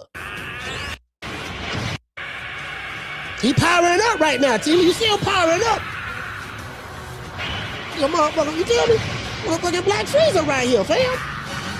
See, Crawford had to transform into Black Freezer. That's the only way you gonna whoop a Mexican on Mexican Independence Day. Yeah, it isn't. If you're a slick black fighter and you fighting a Mexican on Mexican Independence Day, the only way you gonna win, you gotta see he transforming right now. And here you go right here, Tila. Tila said she wanna see that's Black Freezer right there. See what I'm saying? That's Black Freezer right there, Tila. You see what I'm saying? Straight from North Omaha. He's straight from North Omaha, Nebraska. True. See, he transformed. See, you got Terrence Crawford, and then you got, he just regular. We got Bud, regular Bud. That's how that is, Bud. You know what I mean? He got to transform. See, Shakur got to do that. I thought Edgar Berlanga was gonna do it, but Edgar Berlanga didn't do it. I'm gonna give everybody a shout out right after these messages.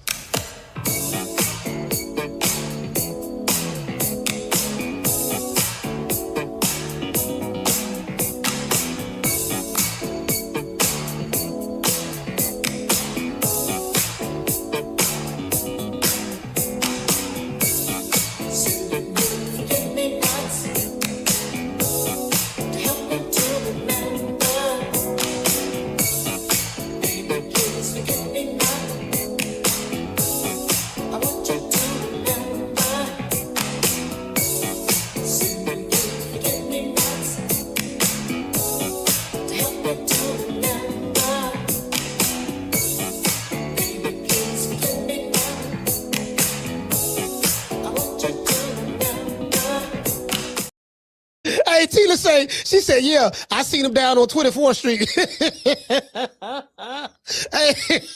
hey, Tina say, I saw Black Freezer down on 24th Street. Yeah, so we gotta call it this. You know why they call him Black Freezer? Because he cold. He black and he got a black heart. He cold. Black Freezer cold. They're cold hearted. That's black hearted motherfucker. Black Freezer cold, bro. He don't even play, bro. Black Freezer want all the smoke. Shout out to Cooking with Sir Senior. Hey, okay. JC. Hey. Okay. Shout out to the lovely Felicia Williams. Hey, okay. Who else we got in the building, man? Shout out to Mika. Hey, Mika okay. Lover. Let's see. Shout out to Freddie Chapman. Hey, okay. I'm trying to get everybody over here, other channel.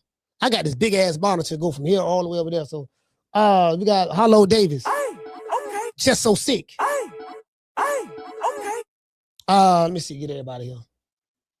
Oh, why I still got the damn, we ain't taking no more calls. Let's see, who else we got? Who called? Shout out to Jamie from New York. Hey, okay. Wookie Woo. Hey, okay. AJ from Baltimore. Hey, The Prince from West Texas. Shout out to Har from Chi-Town. Banks from Dallas. Reese from East Oakland. Yarmouth from Brooklyn. Brooklyn, stand up. Freddie from East Oakland. Coach Eddie from the ATL. Listen, man, Uncle Charles, man, from Alabama, man. Shout out to Cooking with Sir Senior. Tony Montana. Shout out to Dr. Tony. Shout out to all the Puerto Ricans, man. Shout out to the Puerto Ricans. Who else we got? We got Dr. Tony. Let's see. We got shout out to Tila, man. Northside, stand up. Who else we got? Shout out to Tegada GG. Shout out to Tegada. Who else? We got the lovely Akila. That 90s chick.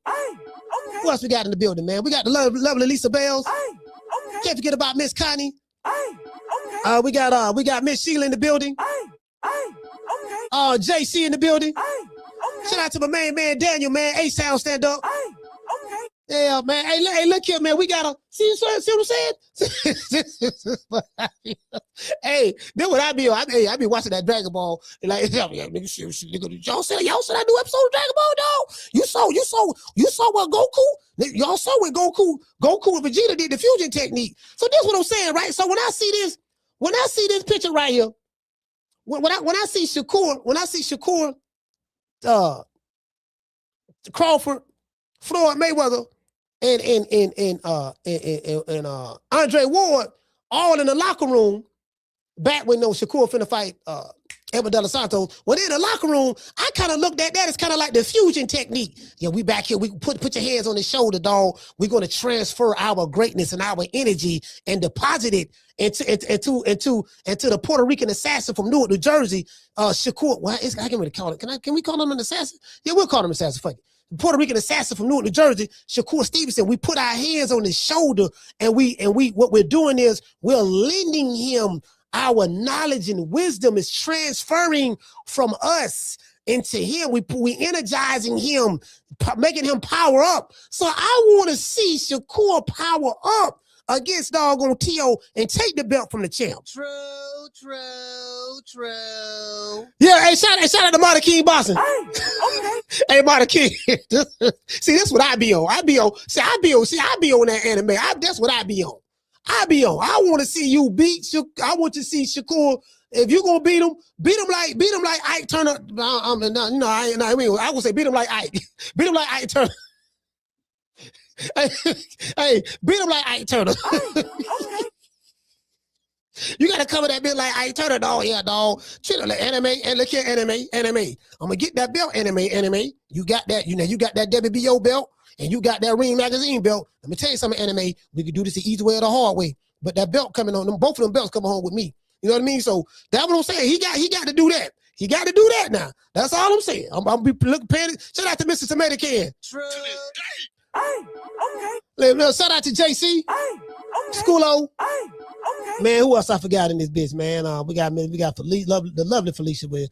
Yeah, I met Miss Felicia, man. She, tell you, Felicia, a beautiful woman. Let's see. Shout out to her husband too. I'm gonna smoke. Shout out to y'all. Tell our little nigga, look here, babe. Tell our little nigga when I see him. Tell our little nigga when I see him. Now it's on site. Oh, baby, he was just playing. You know, it's Coach Malachi. He was just playing. No, baby, tell me when I see that nigga, it's on.